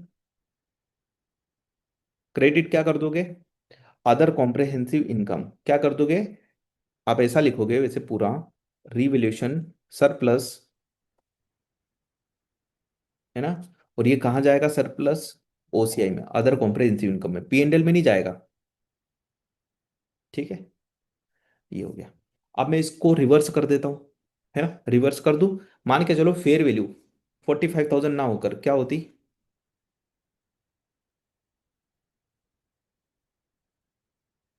40,000 होती, कितनी होती, 40,000 होती। तो बताओ गेन होता है या लॉस, लॉस। तो मैं लिख दूं यहाँ पे लॉस। तो रिवैल्यूएशन सरप्लस ना आकर अब यहाँ पर क्या आता, यहाँ पर मैं लिखता हूँ, क्या करूंगा, पीपी को क्रेडिट कर दूंगा, यहाँ लिखूंगा रिवैल्यूएशन लॉस। और ये रिवैल्यूएशन लॉस कहाँ जाएगा, ये पीएनएल में जाएगा, प्रॉफिट एंड लॉस में। ठीक है, क्लियर है। आगे बढ़ते हैं। तो मैंने ये एक तो समझा दिया आपको पूरा, है ना। PP debit to revaluation surplus, ये पहली वाली कंडीशन थी। तो मैंने एक एग्जांपल और बना दिया आपके लिए। चलो अब आते हैं इस वाले इलस्ट्रेशन पे, बहुत इंपॉर्टेंट इलस्ट्रेशन है। आपके जो फर्स्ट टाइम और सेकंड टाइम रिवैल्यूएशन के सारे कंसेप्ट क्लियर हो जाएंगे इससे। एबीसी लिमिटेड के पास एक टेंजिबल असेट्स है, 31 मार्च 2011 को उसने एक्वायर्ड किया है। कब करा है, 31 मार्च 2011 को एक्वायर्ड किया है ना, $100,000 में। ठीक है। The assets was revalued at $120,000 on 31 March 2012, मतलब नेक्स्ट ईयर इसने क्या करा, रिवोल्यूशन किया, तो 20,000 से इंक्रीज हो गई है। एंड 85,000 ऑन 31 मार्च 2013। तो मैं एक काम करता हूँ, यहाँ पर टाइमलाइन लिख लेता हूँ, कब कब कितनी वैल्यू है। तो 31 मार्च 2011 को जो पीपी है उसकी कॉस्ट कितनी है, उसकी कॉस्ट है $100,000, ठीक है, इतनी कॉस्ट है।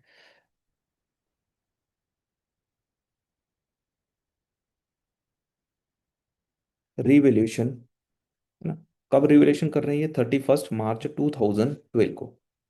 तो इस दिन रिवैल्यूएशन के दिन फेयर वैल्यू कितनी है,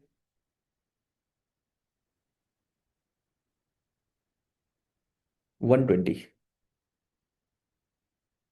ठीक है। तो हम क्या करेंगे इस दिन, रिवैल्यूएशन बुक करेंगे, रिवैल्यूएशन गेन या लॉस बुक करेंगे। तो कितना रिवैल्यूएशन गेन है, रिवैल्यूएशन गेन 20,000।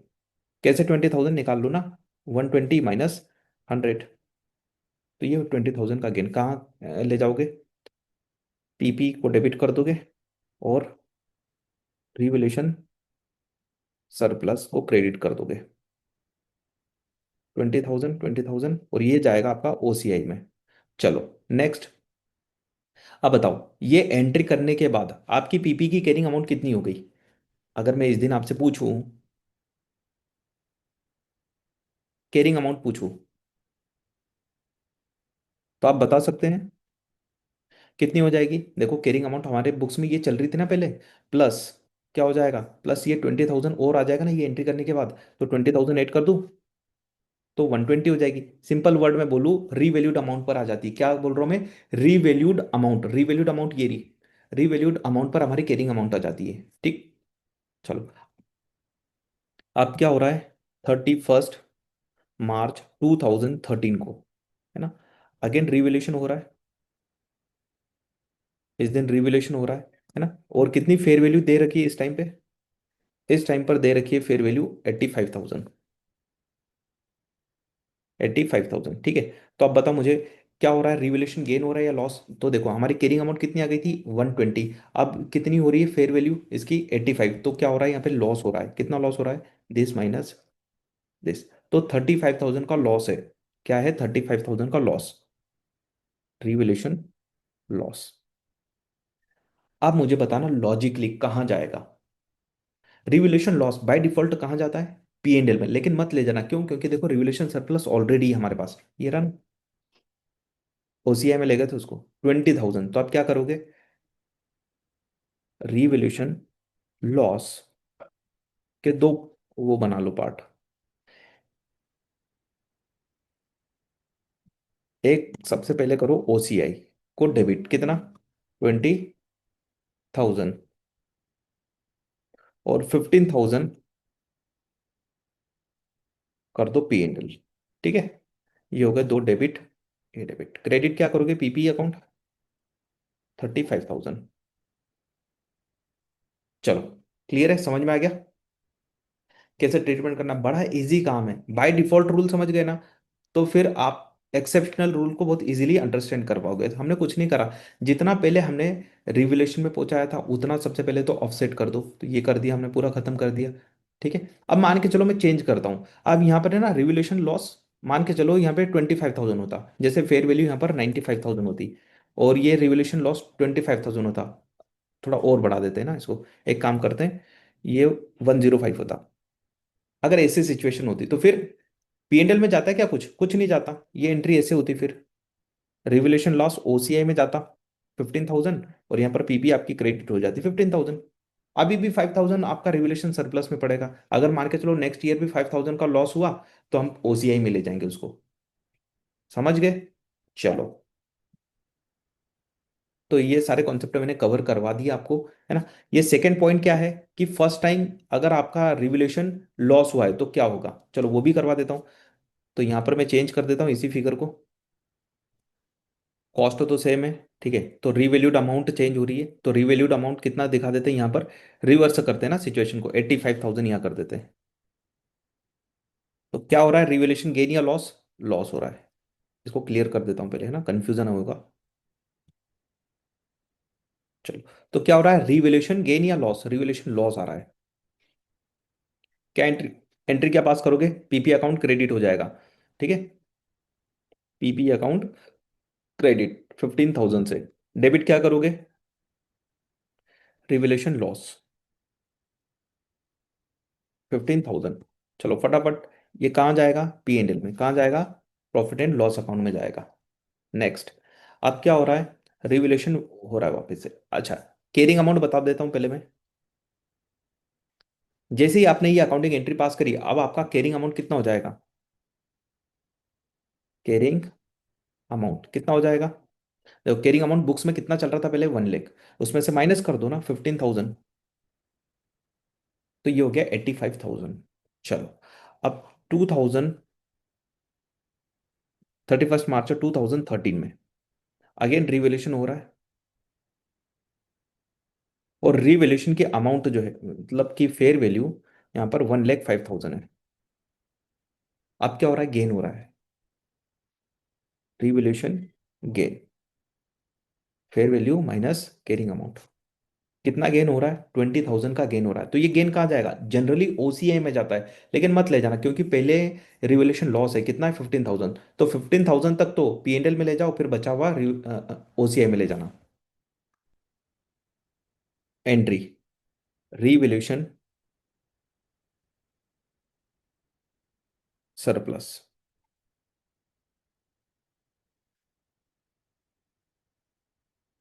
क्रेडिट, नीचे ले लेता हूँ इसको यहाँ, ठीक है। रिवोल्यूशन सरप्लस कितना है? रिवोल्यूशन सरप्लस वैसे तो 20,000 है, लेकिन इसमें से 15,000 कहाँ जाएगा?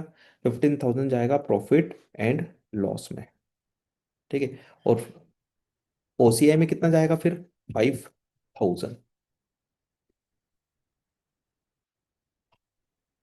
डेबिट क्या करोगे यहाँ पर?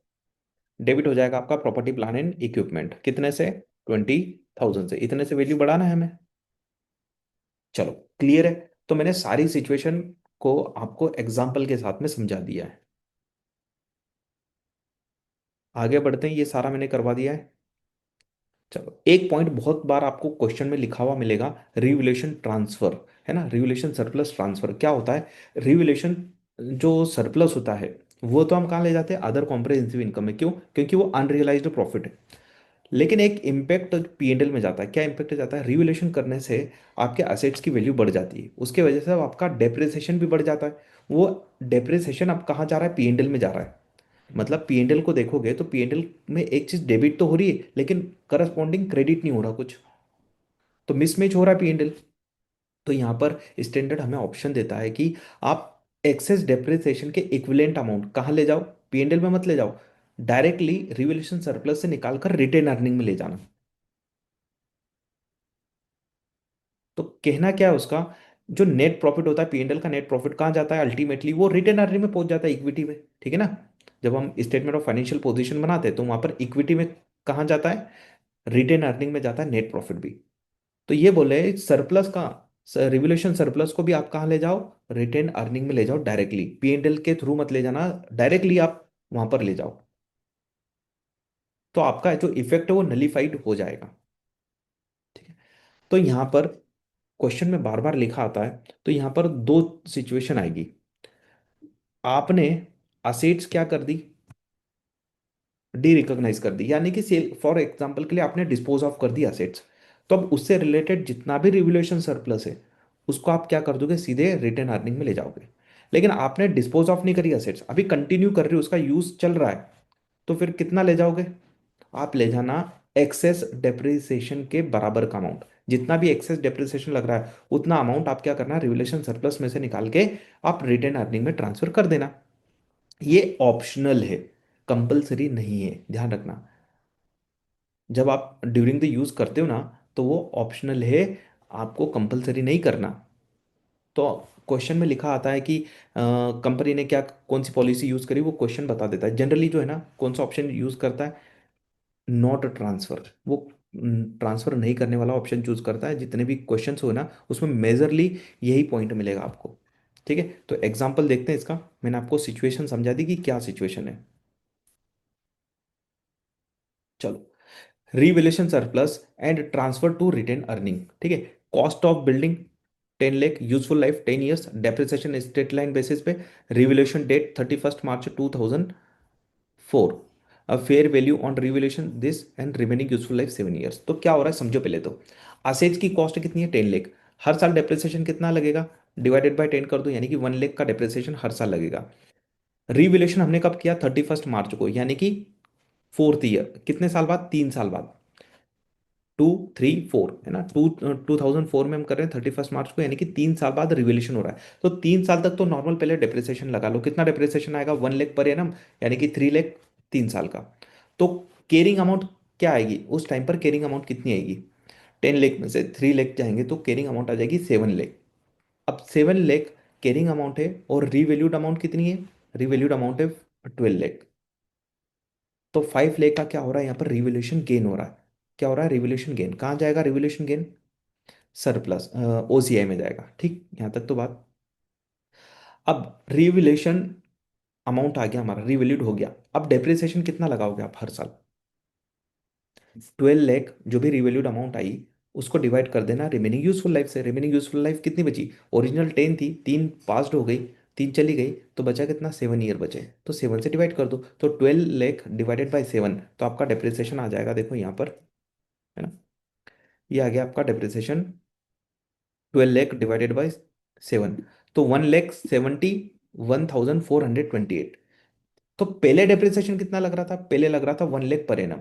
अब कितना लग रहा है? 1,71,428।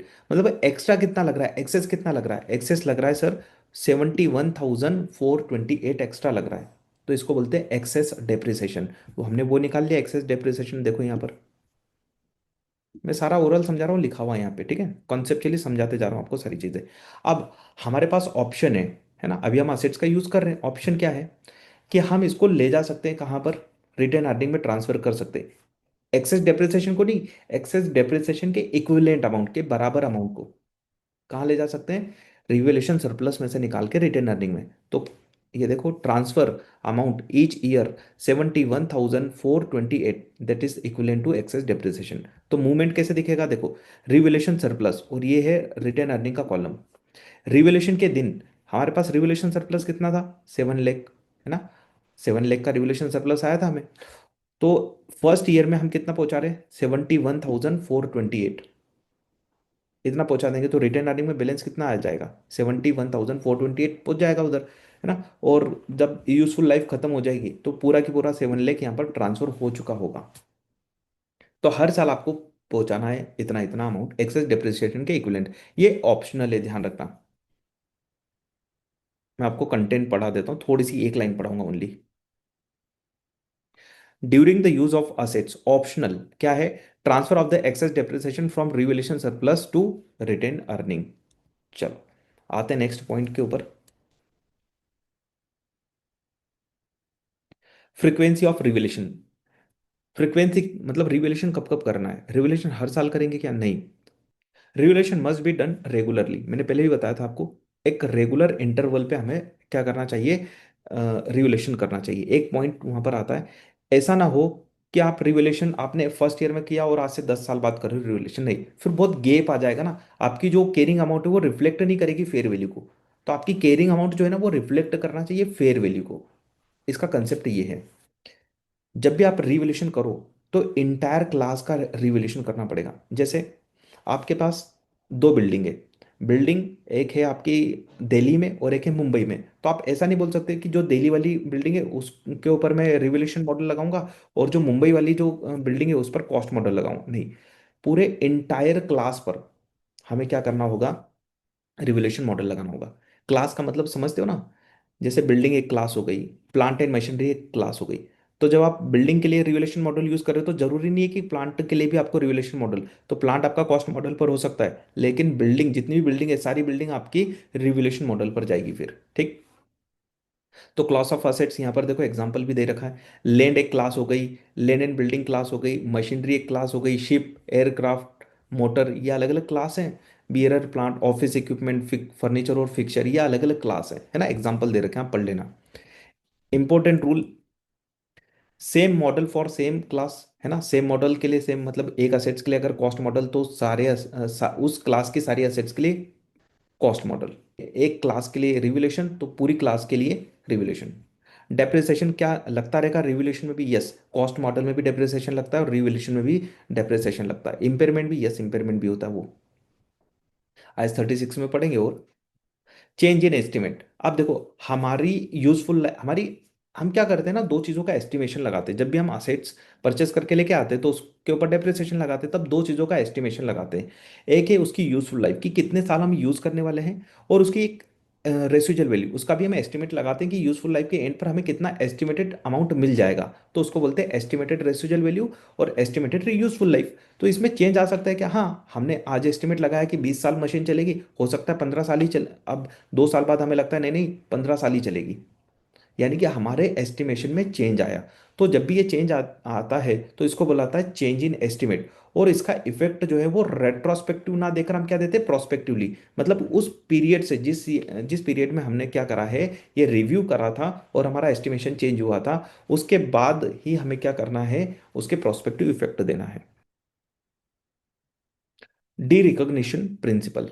अब derecognition of property plan and equipment, कब डी रिकॉग्नाइज करते हैं, डी रिकॉग्निशन का मतलब होता है हमारी बुक्स से असेट्स को हटा देना।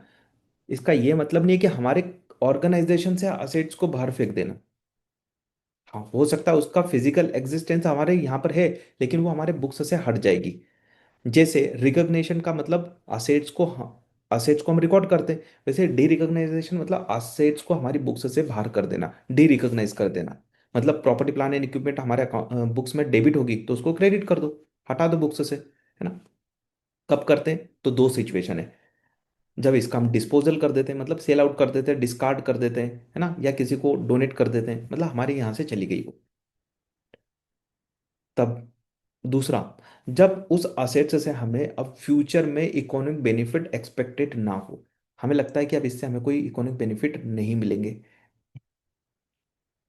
तो हम उसको क्या कर देंगे, डी रिकॉग्नाइज कर देंगे। ठीक है, दो सिचुएशन, ऑन द डिस्पोजल, और situation number two, when no future economic benefit are expected, even if the assets is still physically, भले ही फिजिकली हमारे यहाँ पर प्रेजेंट हो, derecognization is required when assets become obsolete and assets can no longer be used.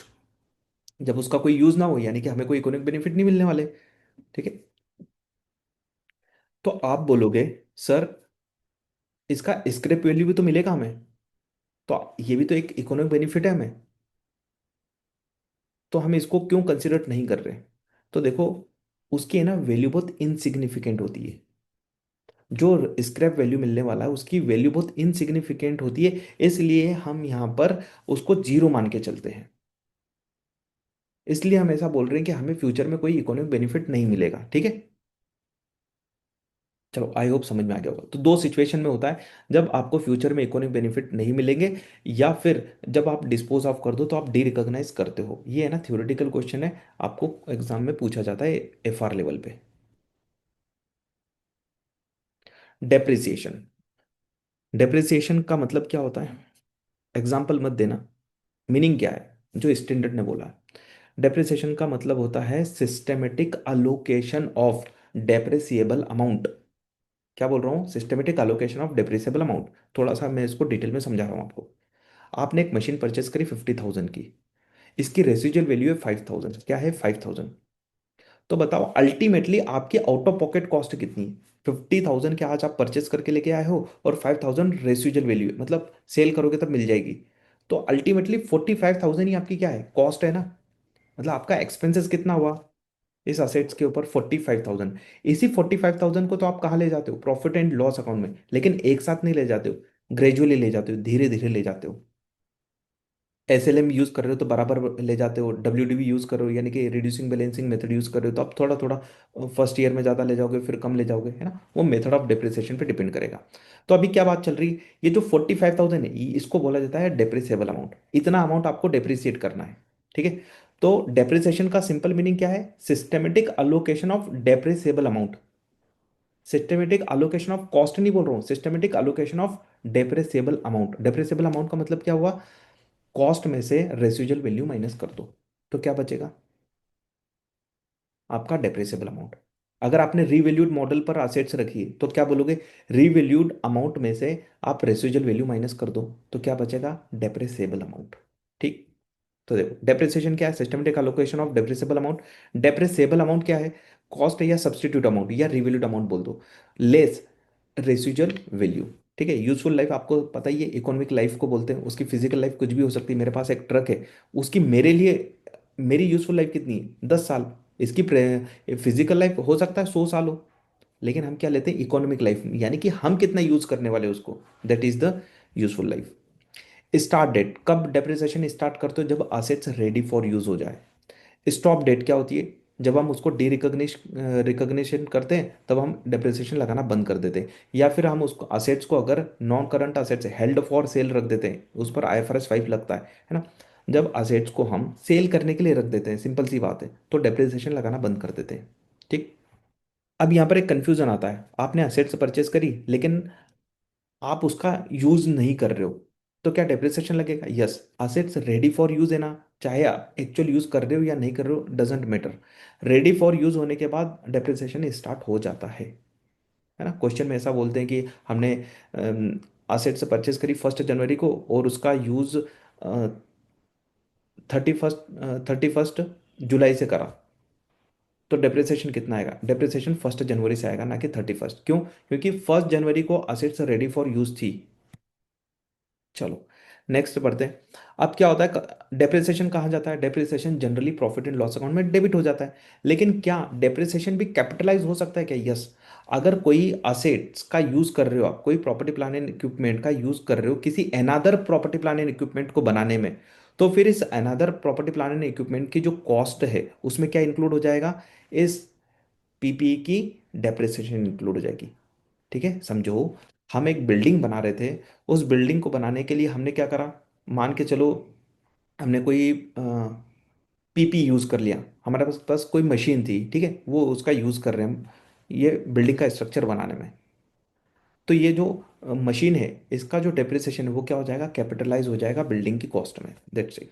ठीक है, ये point था यहाँ पर। डेप्रिसिएशन मेथड, कौन सी डेप्रिसिएशन मेथड करोगे, स्टैंडर्ड ने कोई यहाँ पर रिस्ट्रिक्शन नहीं लगाई, कोई सा भी करो ना, आपके असेट्स आपका डेप्रिसिएशन। तो कैसे डिसाइड करता होगा मैनेजमेंट, मैनेजमेंट करता है कि ये जो असेट्स है आपको इकोनॉमिक बेनिफिट कैसे देगी, आपको हर साल बराबर बराबर इकोनॉमिक बेनिफिट मिलेंगे।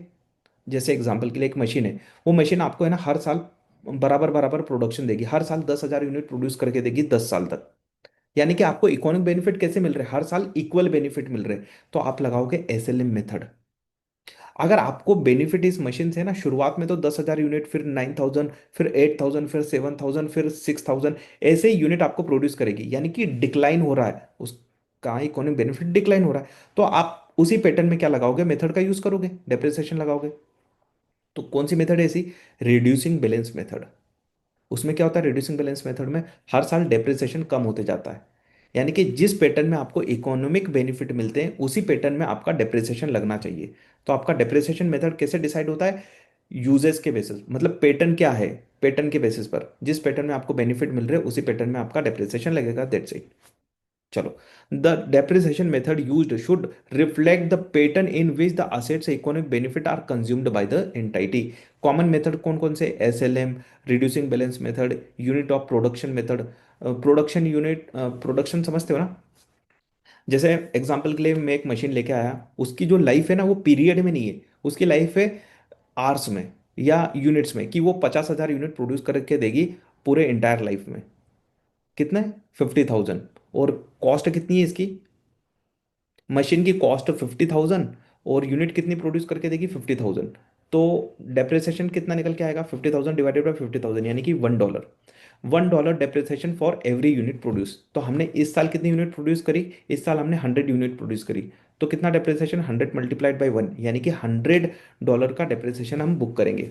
नेक्स्ट ईयर हमने 2,000 यूनिट प्रोड्यूस करी, तो 2,000 × 1, तो कितना, 2,000 डेप्रिसिएशन नेक्स्ट ईयर लगेगा। इसको बोला जाता है unit of production method. Simple सी बात है ना, जिस पैटर्न में बेनिफिट उठाओगे उसी पैटर्न में आप डेप्रिसिएशन लगाना।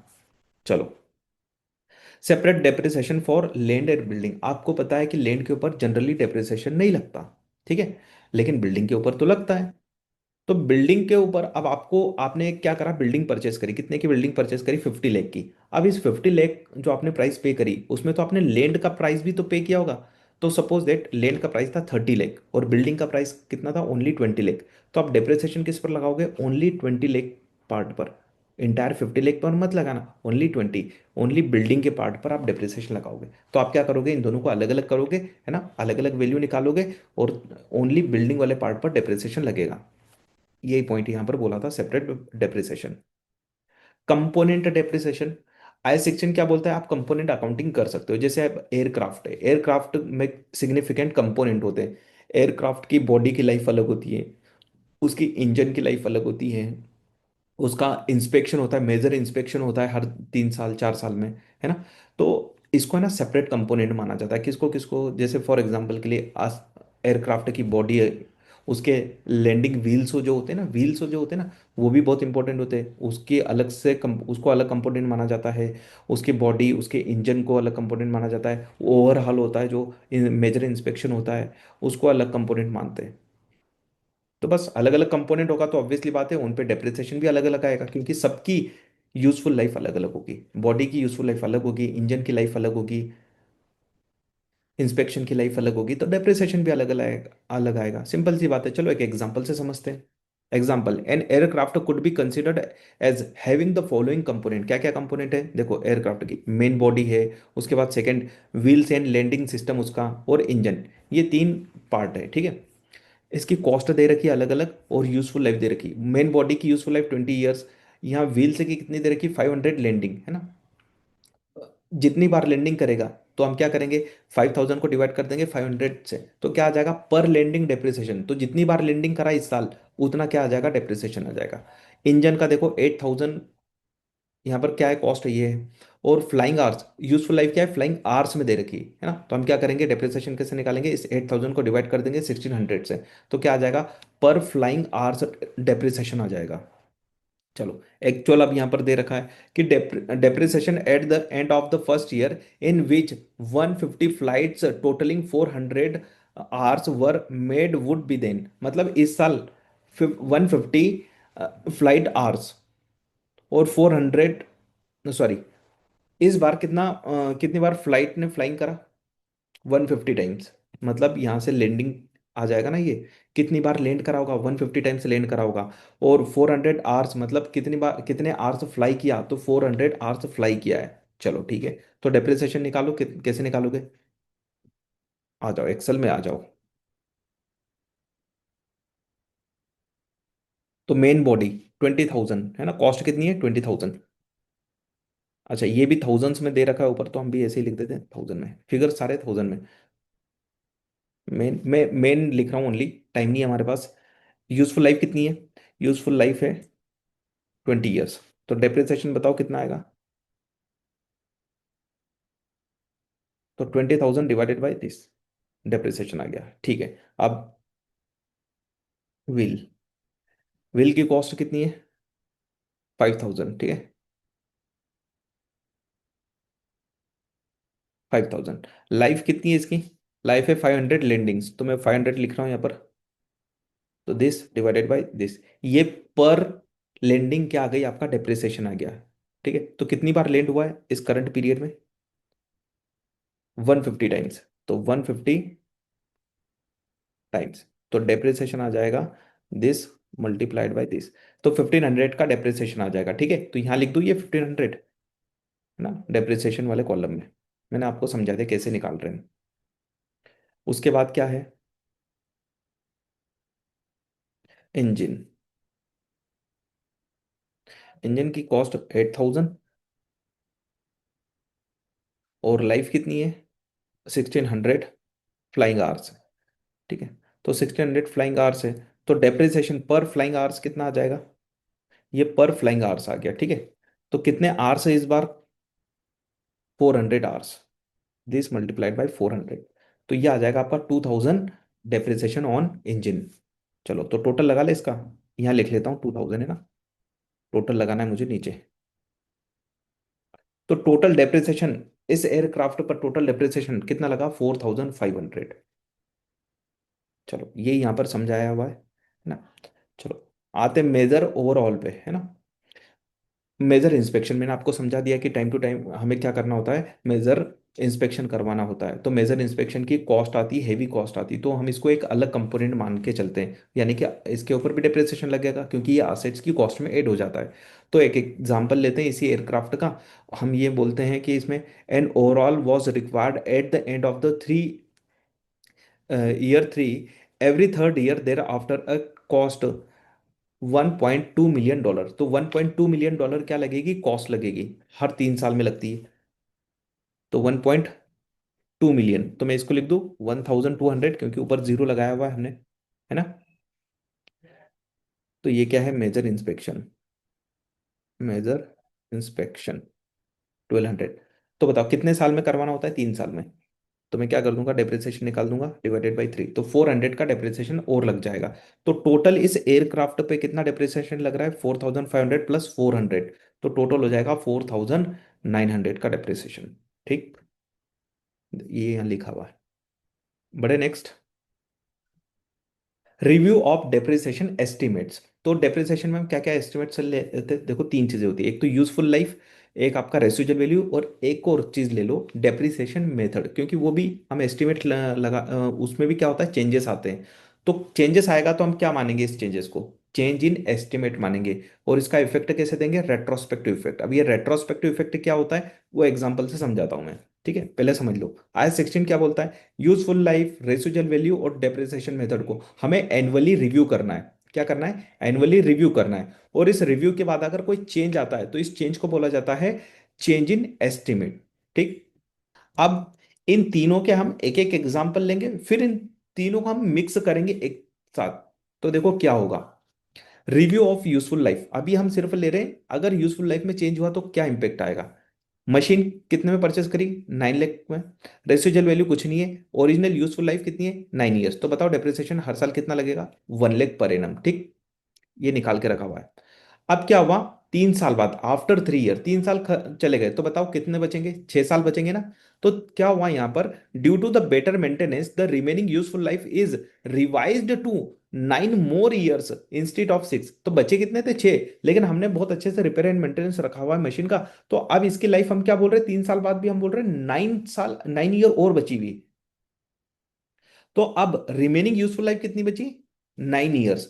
और हमारे पास कैरिंग अमाउंट कितनी है, 3 साल बाद कैरिंग अमाउंट कितनी बची होगी, 9 में से 3 ईयर का डेप्रिसिएशन माइनस कर दो, 6 लाख बची। तो 6 लाख को डिवाइड कर देंगे हम 9 से, तो अब डेप्रिसिएशन कितना आ जाएगा, 66,667। पहले कितना लग रहा था, 1 लाख, अब कितना लग रहा है, 66। तो हम पिछले साल में जाके डेप्रिसिएशन चेंज नहीं करेंगे, और ना ही पीएनएल में चेंज करेंगे कुछ। हम करंट पीरियड से ही क्या करेंगे, हम इफेक्ट देंगे। अब करंट ईयर का डेप्रिसिएशन क्या होगा, 66,000, दैट्स इट। इसको बोलते हैं प्रोस्पेक्टिव इफेक्ट। रेट्रोस्पेक्टिव इफेक्ट में क्या होता है, हम पिछले साल के फिगर तो चेंज करने नहीं जाएंगे, लेकिन ओपनिंग हमारा रिटेन अर्निंग हम चेंज कर देते हैं। मतलब अल्टीमेटली हम क्या करते हैं, पीएनएल पर इंपेक्ट देते हैं। लेकिन इस केस में नहीं देंगे हम, क्योंकि ये चेंज इन एस्टिमेट है। चेंज इन अकाउंटिंग पॉलिसी हो तो क्या होता है आपका, प्रोस्पेक्टिव रेट्रोस्पेक्टिव इफेक्ट होता है। चलें आगे। अब अगर रेसिजुअल वैल्यू चेंज हो जाए तो देखो, यहाँ पर 5 लाख ओरिजिनल कॉस्ट है, ओरिजिनल रेसिजुअल वैल्यू 50,000 है। ठीक है, लाइफ कितनी है, 5 ईयर लाइफ है। तो आफ्टर 2 ईयर क्या हुआ, due to the strong resale market residual value is revised to 1 lakh. कितनी हो गई, रेसिजुअल वैल्यू 1 लाख हो गई। अब देखो इससे क्या हुआ, कैरिंग अमाउंट कितनी बची थी, 2 साल का डेप्रिसिएशन लगाने के बाद कैरिंग अमाउंट आएगी 3,20,000। कैसे, देखो करके बताऊं क्या डेप्रिसिएशन।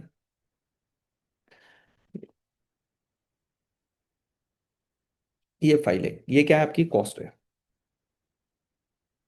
रेसिजुअल वैल्यू कितनी है, 50,000। माइनस हटा देता हूँ ना, यहाँ लगाते माइनस, 5 लाख माइनस 50,000। तो ये क्या बचा आपका, डेप्रिसिएबल अमाउंट। ठीक है, डेप्रिसिएबल अमाउंट। तो डेप्रिसिएशन कितना आ जाएगा, दिस डिवाइडेड बाय लाइफ है 5 ईयर। तो ये 90,000 का डेप्रिसिएशन आ गया।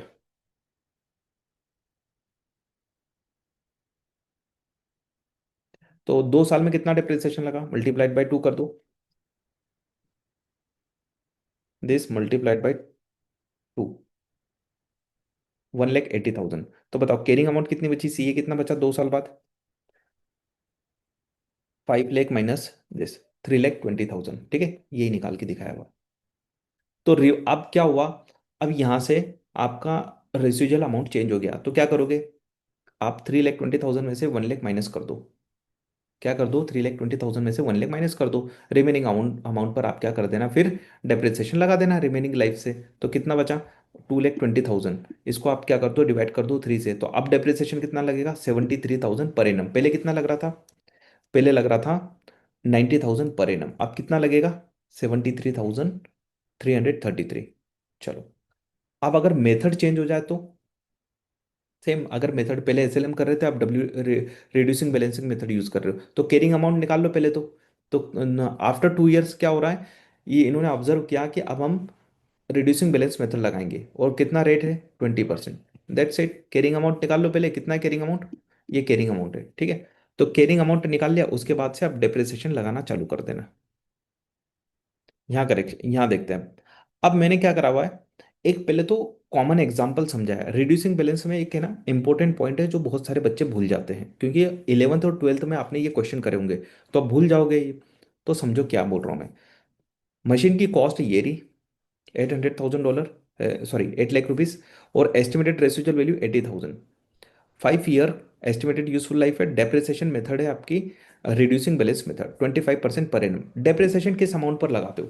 रिड्यूसिंग बैलेंस मेथड में डेप्रिसिएशन जो लगाते हो आप, डेप्रिसिएबल अमाउंट पर मत लगा देना परसेंटेज। किस पर लगाओगे? कॉस्ट पर या कैरिंग अमाउंट पर? क्या बोल रहा हूँ, कॉस्ट या कैरिंग अमाउंट पर? तो इस केस में 8 लाख पर लगेगा या 7,20,000 पर लगेगा? 720 कैसे निकाल रहा हूँ मैं? 8 लाख माइनस रेसिजुअल वैल्यू, तो क्या आ जाएगा? डेप्रेसेबल अमाउंट आ जाएगा। तो ध्यान रखना, इस 8 लाख पर ये कॉस्ट है आपकी, इस पर आप ये परसेंटेज अप्लाइड करना। तो आप बोलोगे सर ये 80,000 एसएलएम में तो हम क्या करते हैं, इसमें से ये रेसिजुअल वैल्यू माइनस करते हो, वो एसएलएम में करते हो।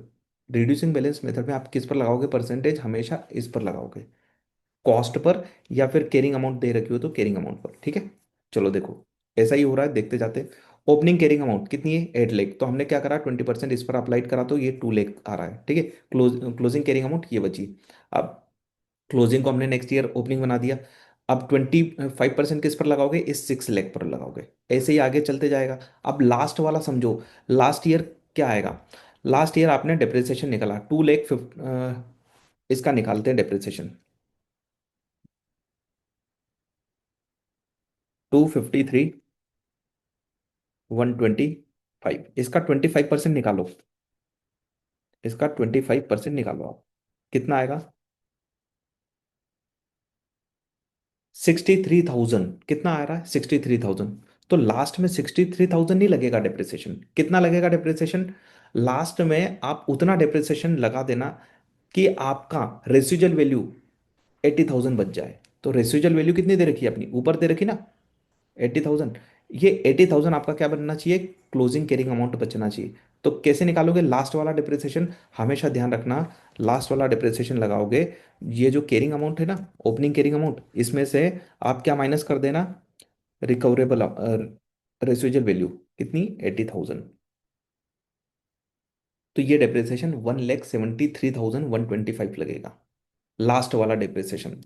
ठीक है, तो अभी तक तो क्या कर रहे थे, परसेंटेज अप्लाइड कर रहे थे। अब लास्ट वाला परसेंटेज के अकॉर्डिंग मत निकालना, सिंपल सा ओपनिंग कैरिंग अमाउंट में से आप क्या कर देना, माइनस क्लोजिंग कैरिंग अमाउंट, क्योंकि इतना कैरिंग अमाउंट हमें रखना है, 80,000 तो हमें रिसीव्ड हो जाएगा ना। तो हमने इंटायर पीरियड तक अभी तक कितना डिप्रिसिएशन लगा दिया, इन सबका टोटल लगाओगे तो, इन सबका टोटल लगाओगे तो कितना आएगा, बताओ जरा। 8 लाख ओरिजिनल थी, उसमें से 80 बचेगा तो 7,20,000 का। तो डेप्रिसिएशन आपका ये टोटल लगाओगे तो कितना आना चाहिए? 7,20,000। ठीक है, समझ गए?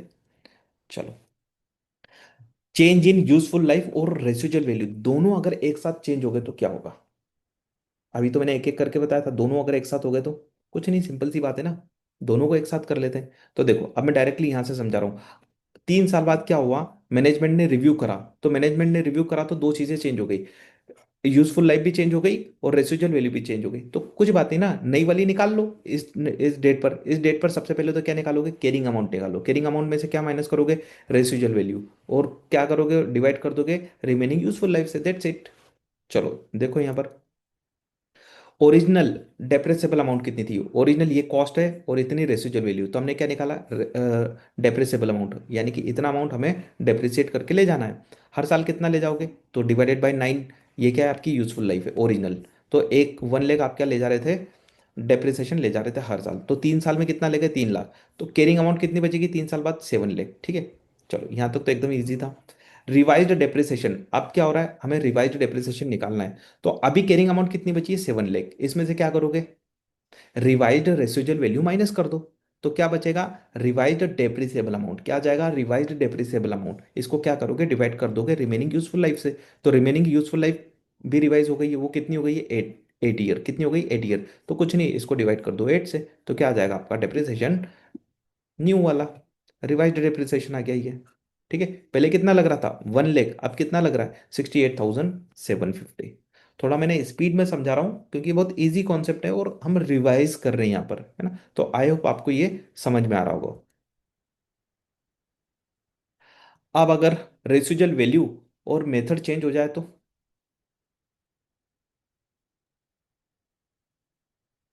मेथड चेंज हो जाए तो क्या होगा? सिंपल, कुछ नहीं, जैसा हम कर रहे हैं वैसा कर लो। रेसिजुअल वैल्यू अगर चेंज होता है तो ध्यान रखना, WDV मेथड में कोई इंपैक्ट नहीं आएगा। क्योंकि डब्ल्यू में क्या लगाते हैं हम, कैरिंग अमाउंट पर डेप्रिसिएशन लगाते हैं ना। देखो जरा वही, ओरिजिनल कितना है 12 लाख, 2 लाख रेसिजुअल वैल्यू है, 10 ईयर लाइफ है, ठीक है। तो अभी क्या यूज कर रहे थे हम, एसएलएम, तो बताओ डेप्रिसिएशन कितना लगा रहे हैं, 2 लाख इसमें से माइनस कर दो, डिवाइडेड बाय 10, तो 1 लाख पर एनम डेप्रिसिएशन आ रहा है, ठीक है। आफ्टर 2 ईयर्स, तो 2 साल का डेप्रिसिएशन लग चुका है, तो बताओ कैरिंग अमाउंट कितनी आ रही होगी, 2 साल का डेप्रिसिएशन लग चुका है, तो कैरिंग अमाउंट निकाल लोगे आप, ठीक है। अब रिवाइज्ड के वो आ गया रेसिजुअल वैल्यू 3 लाख, और अब क्या कर रहे हैं हम, रिड्यूसिंग बैलेंसिंग मेथड यूज कर रहे हैं। चलो यहां तक ले जाता हूँ पहले तो, ओरिजिनल डेप्रिसिएबल अमाउंट ये थी, और 2 साल का डेप्रिसिएशन लगाने के बाद वैल्यू कितनी आ रही थी, पहले वो निकाल लो, ये रहा। तो कितनी आ रही थी, 12 लाख में से 2 लाख चले गए डेप्रिसिएशन के, तो 10 लाख बचे यहाँ पे। अब क्या कर रहे हैं हम, चेंज कर रहे हैं, है ना, तो रेसिजुअल वैल्यू चेंज हो रही है, और क्या चेंज हो रहा है, मेथड भी चेंज हो रही है। तो ये दोनों भी क्या है, चेंज इन अकाउंटिंग एस्टिमेट है। इफेक्ट कैसा जाएगा, रेट्रोस्पेक्टिव या प्रोस्पेक्टिव, प्रोस्पेक्टिव इफेक्ट जाएगा। चलो ठीक है, ये भी लिख दिया। अब जो डब्ल्यू में क्या लगाते हैं हम, परसेंटेज अप्लाइड करते हैं, तो परसेंटेज किस पर अप्लाइड करते हैं, कॉस्ट पर या कैरिंग अमाउंट पर। अब कॉस्ट तो यहाँ पर है नहीं क्योंकि टाइम हो चुका है, 2 साल हो चुके हैं, ठीक है। तो अब हमारे पास क्या है, कैरिंग अमाउंट है, तो कैरिंग अमाउंट कितनी है, 10 लाख बची ना, ये 10 लाख। तो इस 10 लाख पर क्या कर दोगे आप, परसेंटेज अप्लाइड कर देना। अब ऐसा मत कर देना इस 10 लाख में से आप रेसिजुअल वैल्यू माइनस करके डेप्रेसेबल अमाउंट निकालो, है ना। क्योंकि डब्ल्यू डी में यानी कि रिड्यूसिंग बैलेंसिंग मेथड में हम क्या करते हैं, परसेंटेज अप्लाइड करते हैं कॉस्ट पर या कैरिंग अमाउंट पर, ठीक है। नोट लिखा भी है मैंने यहाँ पर। चलो, तो डेप्रिसिएशन लगा दो, इस पर 20% निकालोगे तो ये आ जाएगा। तो ये यहाँ पर कंप्लीट हुआ। तो हमने क्या करा, कॉन्सेप्ट के साथ में सारे प्रैक्टिकल क्वेश्चन भी कर लिए जो इंपॉर्टेंट थे, जो एग्जाम में जनरली पूछे जाते हैं, ठीक है। चलो, तो चलिए इसी के साथ हमने IS 16 का यहाँ पर डिटेल रिवीजन कंप्लीट कर लिया है। मिलते हैं नेक्स्ट लेक्चर में, बाय बाय एवरीवन।